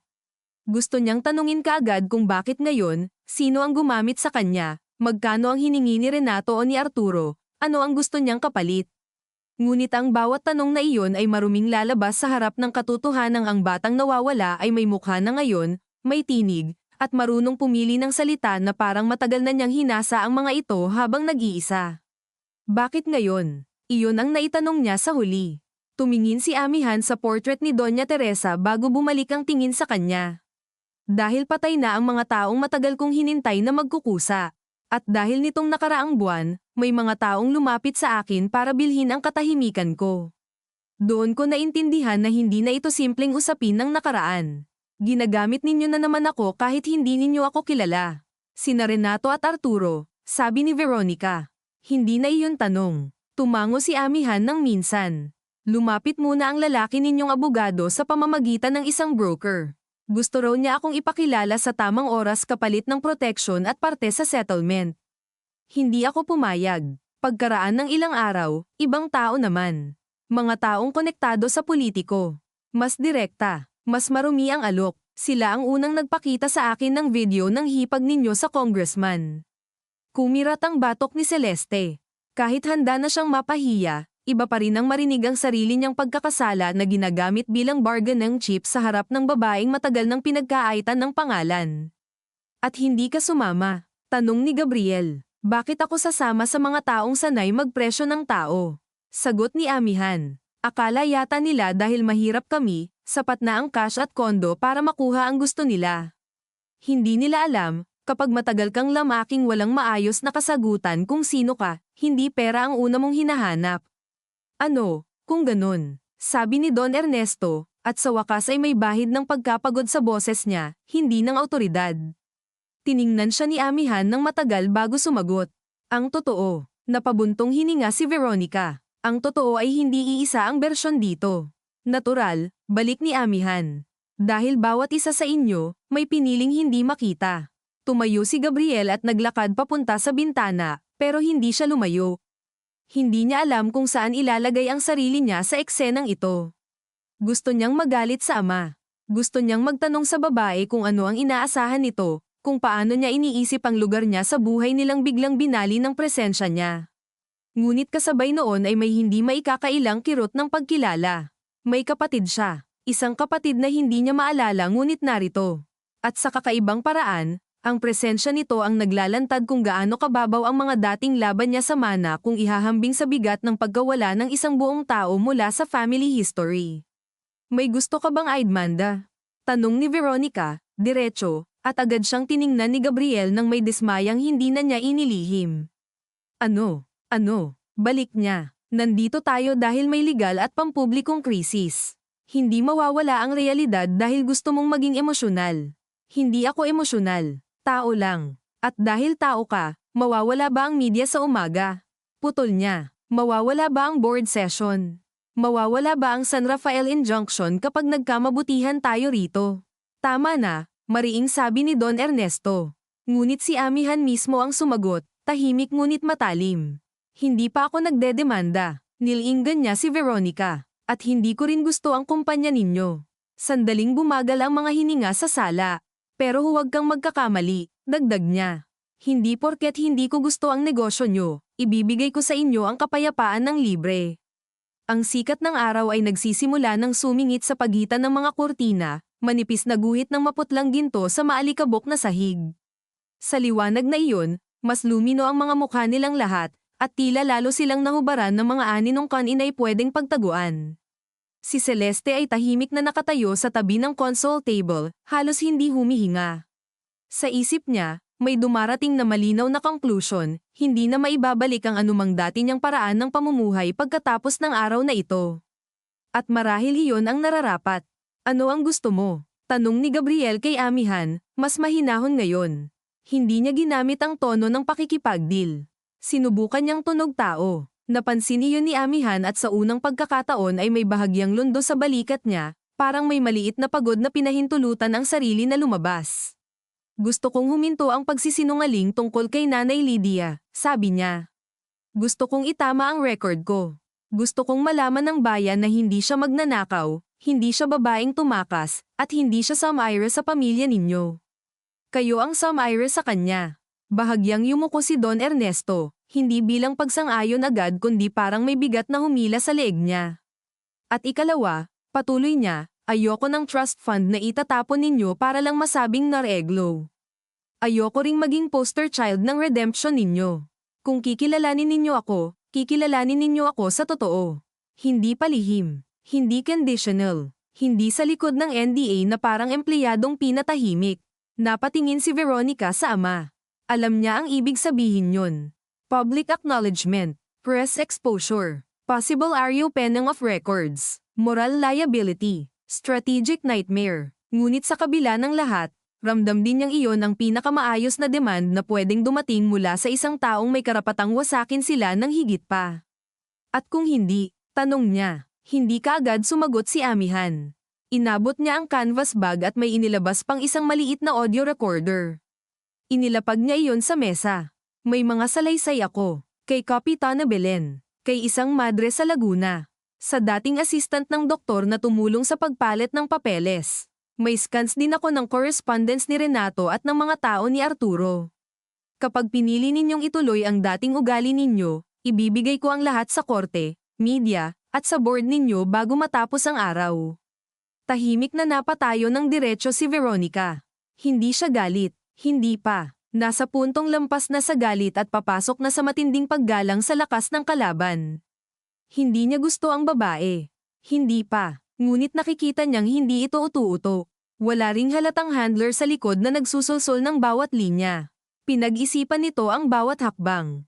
Hindi mo ba naiisip, sabi niya, na kapag lumabas ang lahat ng iyan, dudurugin ka rin ng press.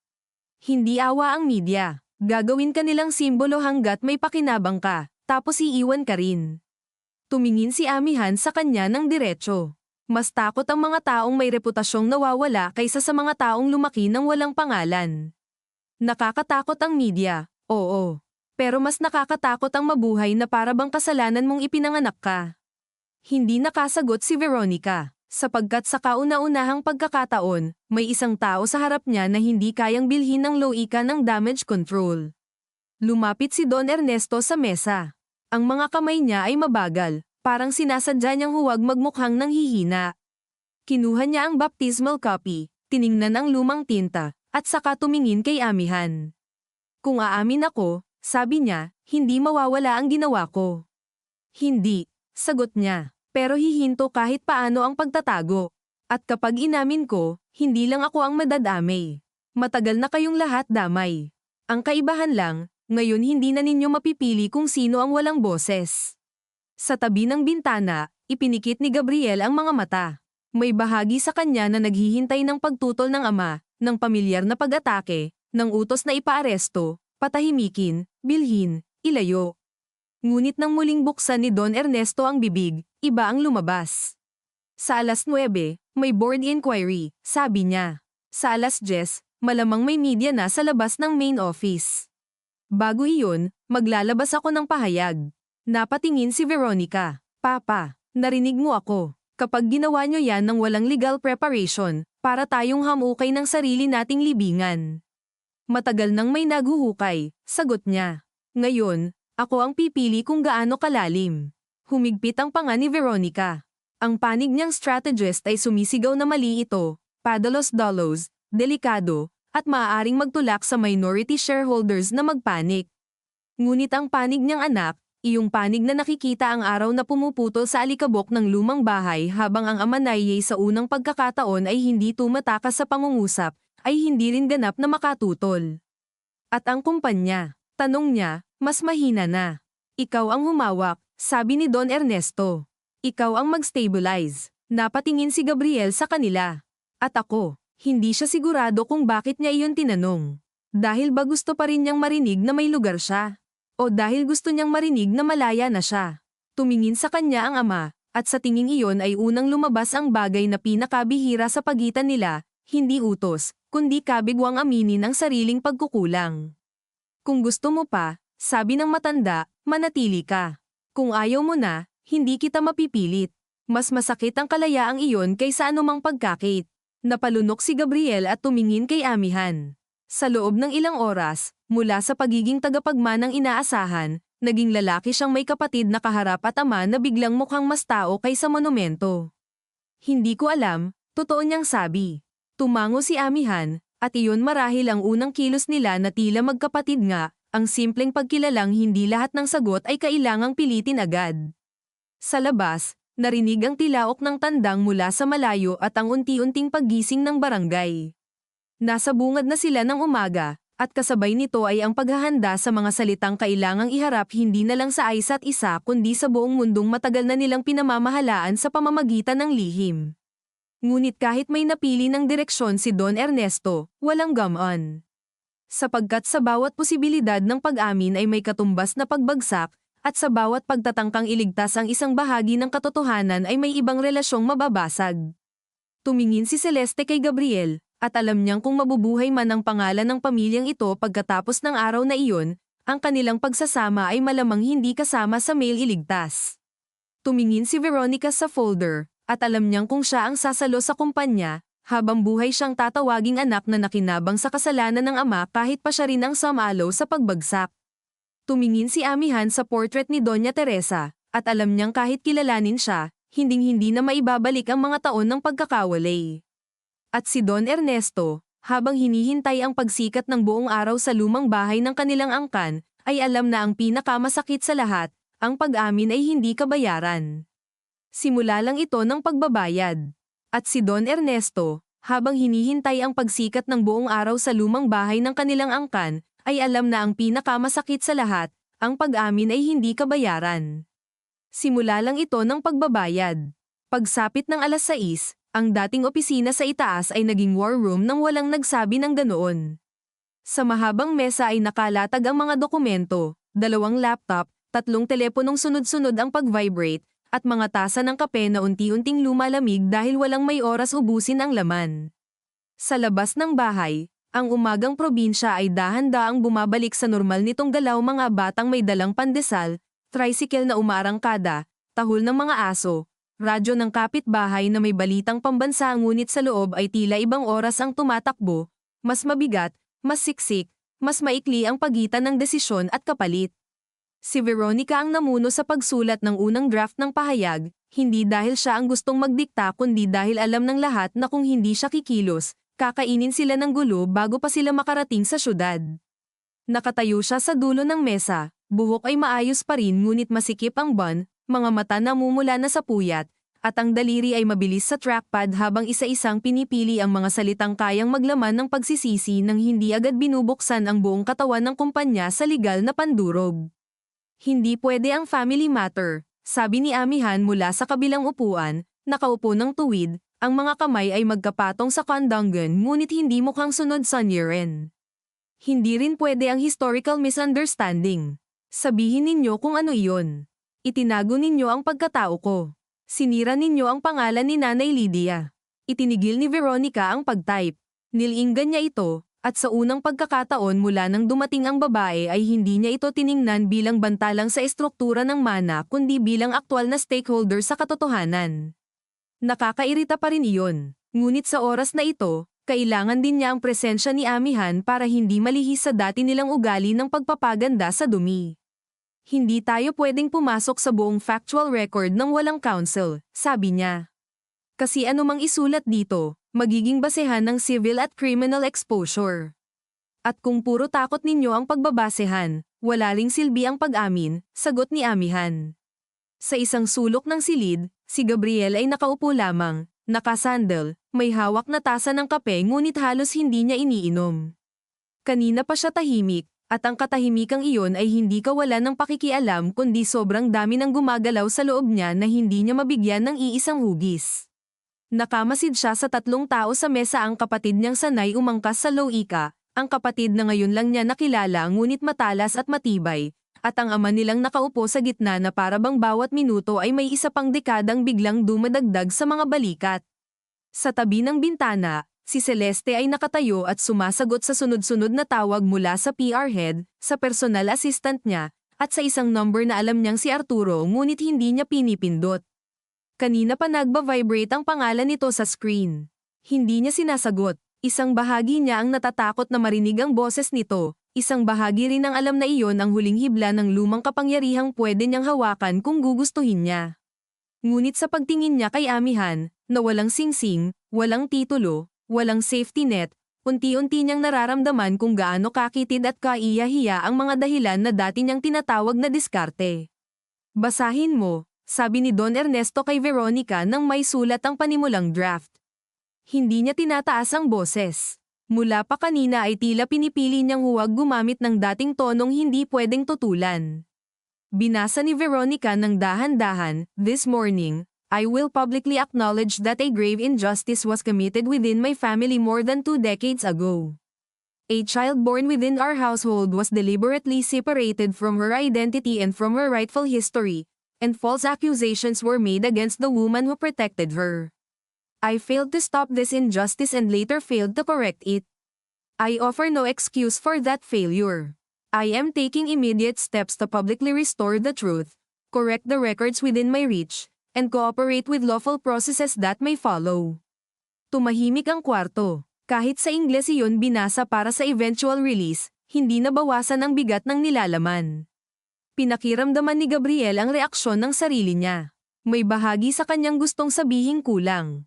May bahagi ring nanginginig sa simpleng katotohanang hindi na kailangang hulaan ng pamilya nilang ito. Heto na, binibigkas na mismo ng ama ang anyo ng kasalanan.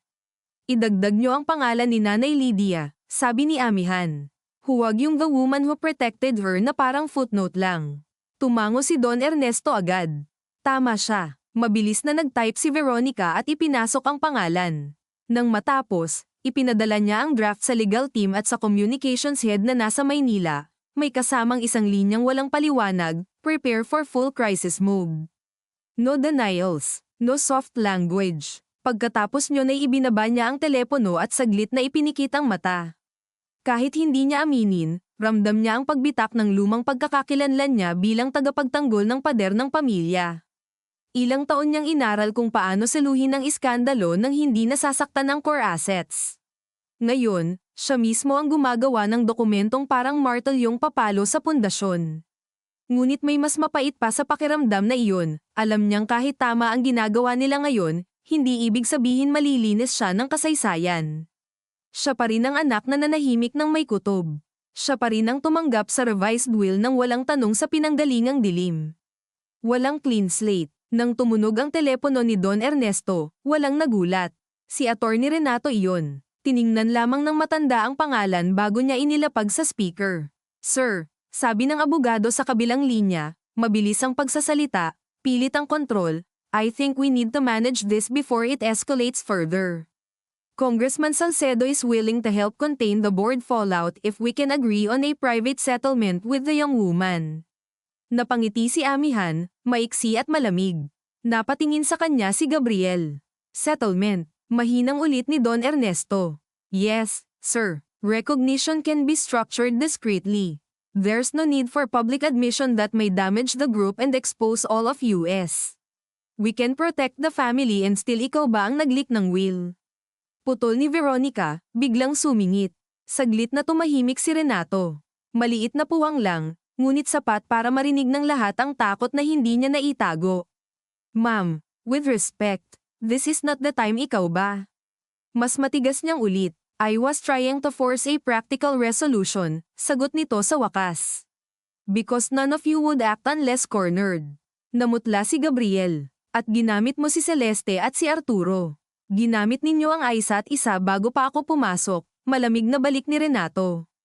I merely accelerated what was already rotten. Humakbang si Celeste palapit, nanginginig ang kamay ngunit matatag ang boses. Hindi ka merely kahit ano. Sinadya mong wasakin ng pamilya para may presyo kang may benta. Sa kabilang linya, narinig ang maikling tawa ni Renato. At ano ang tawag mo sa ginawa mo sa asawa mo, Celeste? Moral complexity. Pumikit siya saglit, ngunit bago pa siya makasagot ay nagsalita si Don Ernesto. Makinig kang mabuti, Renato. Tapos na ang panahong ikaw ang nagdidikta kung paano ko hahawakan ang sarili kong bahay. Ilalabas ko ang pahayag ngayong umaga. At kapag napatunayan kong may kinalaman ka sa pag-leak ng confidential documents, ikaw ang unang ihahain ko. Sir, think carefully, mabilis na sabi ng abogado. Once you go public, you lose control. The board can move against Veronica. Investors can demand restructuring. Gabriel may challenge the stewardship issue. And if the girl presses may pangalan siya, sabi ni Don Ernesto. At hindi mo na siya presyo. Pinutol niya ang tawag. Sa ilang segundo matapos iyon, tanging tunog ng electric fan sa sulok ang narinig. Walang nagsalita, ngunit may nagbago. Hindi dahil nalinis ang lahat, kundi dahil sa unang pagkakataon ay may malinaw na linya ng pinili ang pamilya laban sa fixer na matagal nilang pinakain. Hindi pa tayo ligtas, sabi ni Veronica. Paglabas ng statement, maaari siyang maunang mag-file. Mag-file siya, sagot ni Don Ernesto. Harapin natin. Napatingin si Gabriel sa ama. Noong mga nakaraang taon, ilang beses niyang inasam na marinig mula rito ang ganyang uri ng paninindigan, hindi sa harap ng mga kalaban sa negosyo kundi sa harap ng sariling kasalanan. Nakakagalit na ngayon pa dumating, ngayong halos durog na ang lahat. Ngunit naroon pa rin ang kakaibang init ng pagkilalang may isang bagay sa wakas na hindi minanipula para sa optics lamang.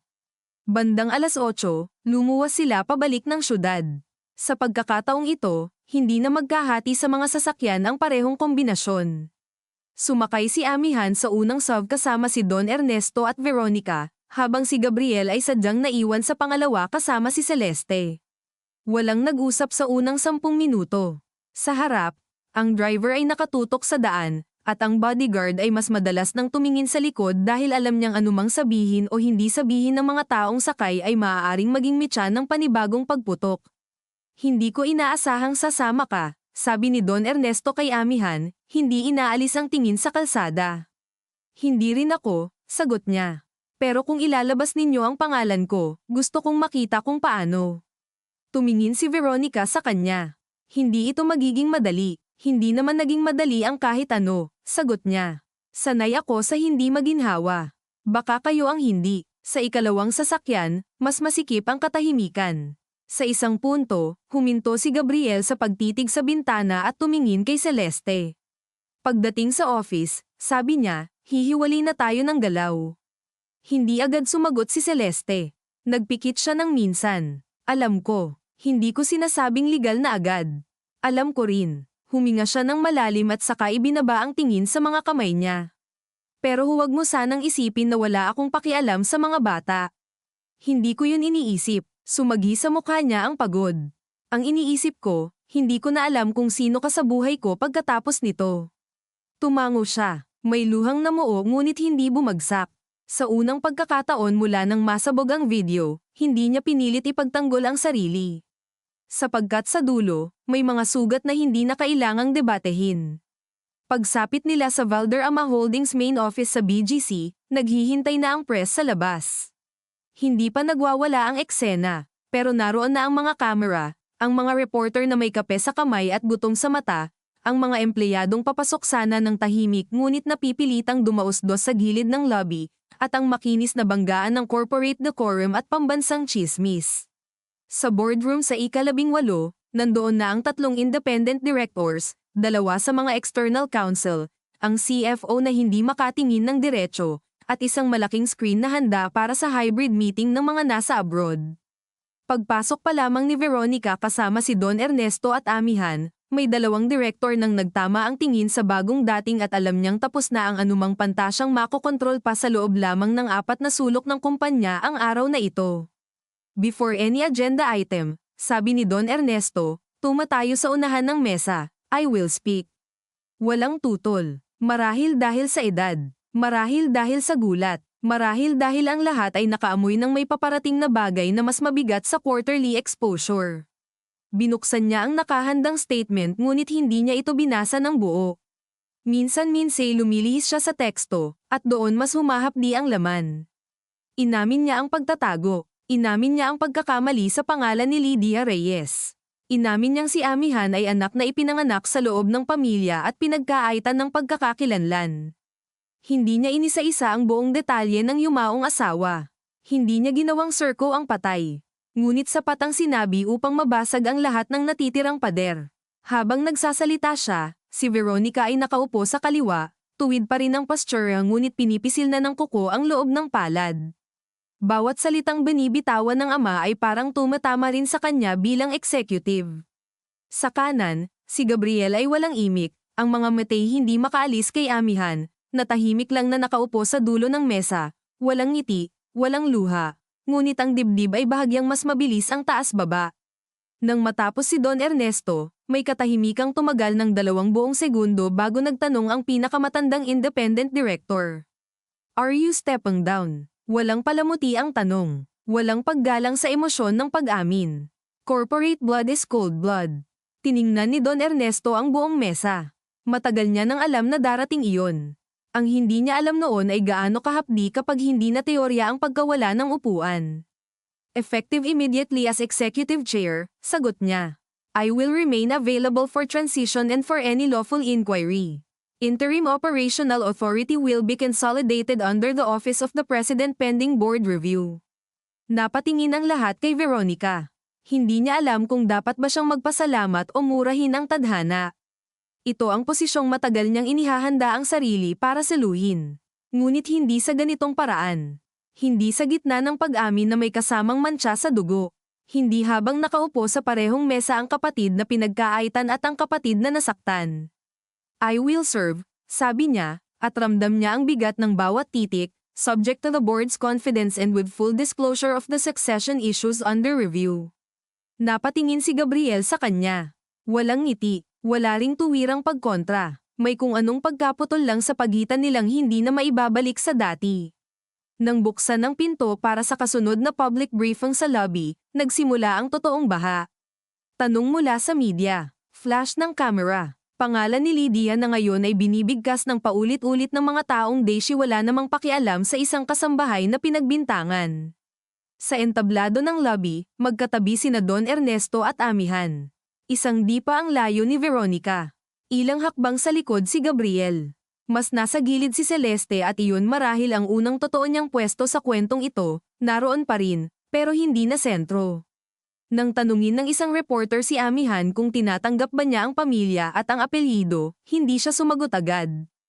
Tiningnan niya muna ang mga ilaw, ang mga kamera, ang mga taong naghihintay ng linyang pwedeng ay headline. Pagkatapos ay tumingin siya kay Don Ernesto, saka kay Veronica, kay Gabriel, at sa huli ay sa malayong salaming pinto kung saan makikita ang refleksyon ni Celeste na mag-isa. Tinatanggap ko ang katotohanan, sabi niya. Ang pamilya, hindi yun inaangkin sa isang umaga lang. At ang apelyido, hindi yun sapat para ibalik ang ninakaw. Umalingaw-ngaw ang katahimikan pagkatapos nyun, mas matindi pa kaysa sa anumang rehearsed na soundbite.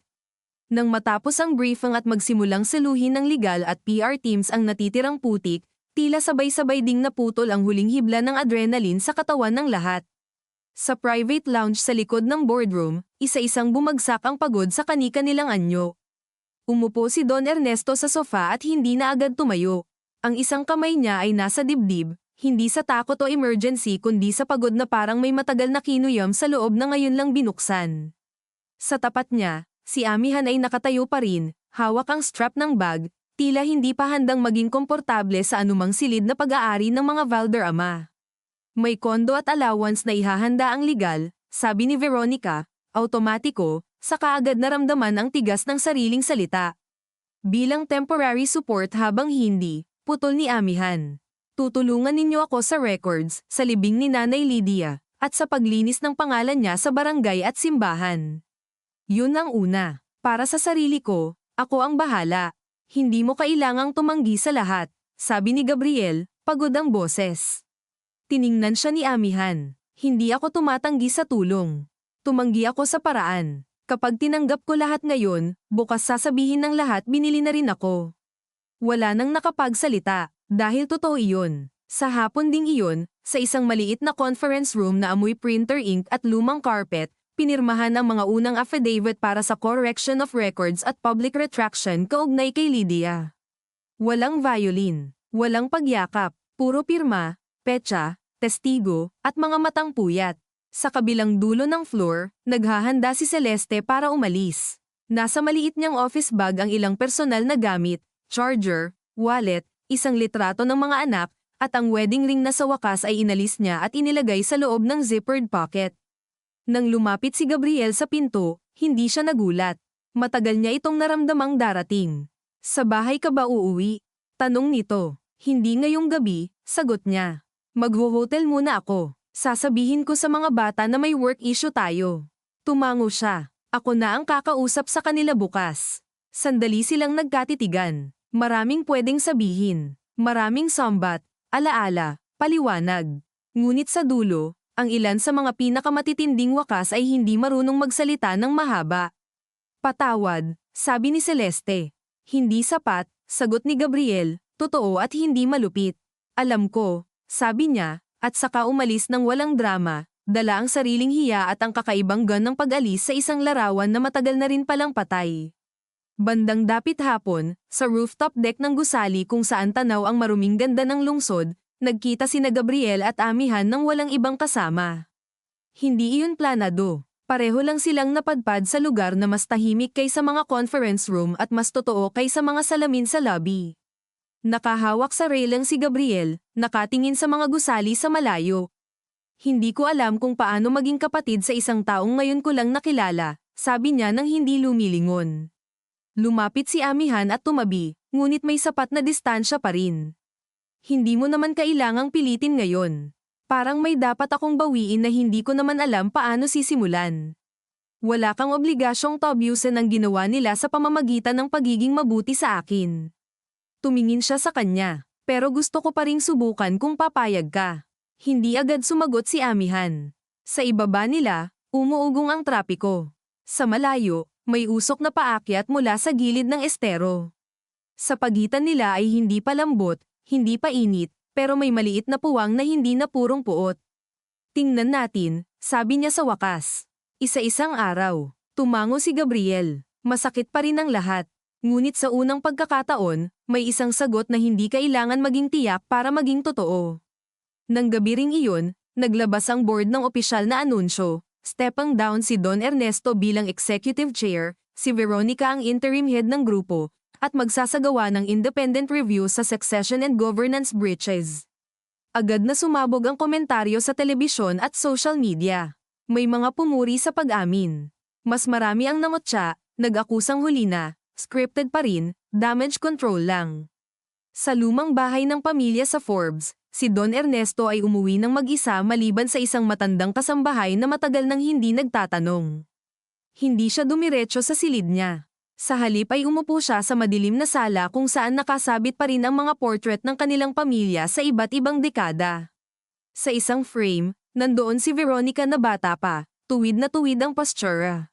Sa isa, si Gabriel na putik ang tuhod matapos ang site visit. Sa isa pa, ang yumao niyang asawa, maganda at malamig, nakangiting parang walang lihim na kayang mabulok sa loob ng mga dingding. Tinitigan niya ang mga iyon ng matagal hanggang sa tuluyang dumilim ang salamin ng bintana at makita niya ang sariling refleksyon sa gitna nilang lahat. Isang matandang lalaking napalago ang apelyido ngunit pinabayaan ang pinakapayak na tungkulin ng ama. Kinabukasan, mananatili ang kumpanya. Magpapatuloy ang construction. Magdedebate ang board. Maghahanap ng angles ang media. Si Veronica ay aakyat sa posisyong matagal niyang inasam ngunit may kapalit na habang buhay na duda. Si Gabriel ay uuwi sa mga anak na kailangang paliwanagan ng hindi sinisira ang ina nila sa mismong harap nila. Si Celeste ay magsisimula sa isang silid na hindi natahanan, dala ang bigat ng pag-alam na ang pagtataksil ay hindi lang sa asawa kundi sa sariling dignidad din. At si Amihan, kahit kinilala na sa wakas, ay wala pa ring nabuo ang 21 taon. Walang tunay na panalo, tanging iba-ibang anyo lang ng pagdurusa na kailangang akuin. Sa huling oras ng gabing iyon, habang nakaupo si Don Ernesto sa gitna ng mga retratong minsang inakalang sapat para patunayan ang buo nilang pamilya, dahan-dahan niyang inabot ang telepono at nagpadala ng iisang mensahe kay Amihan, hindi ko na maibabalik ang ninakaw. Pero kung papayag ka, uubusin ko ang natitira kong panahon sa pagtigil sa pagsisinungaling. Matagal bago dumating ang sagot. Nang dumating ito, maiksi lang, hindi kapatawaran ang katahimikan. Pero pwedeng simula ang totoo. Binasa niya iyon ng 2 beses, saka marahang ibinaba ang telepono. Sa malayo, may kulog na gamulong sa ibabaw ng lungsod. Hindi pa tapos ang bagyo. Marami pang kaso, usapan, at relasyong hindi na mabubuo sa dating anyo. Ngunit sa kauna-unahang pagkakataon sa loob ng maraming taon, walang pagtatangkang takpan ng dilim. At marahil, sa pamilyang tulad ng sa kanila, iyon na ang pinakamalapit na mararating sa isang wakas, hindi kapayapaan, kundi ang pagpayag na mabuhay ng hindi na itinatago kung paano sila nasugatan, at kung paano nila sinugatan ang isa't isa.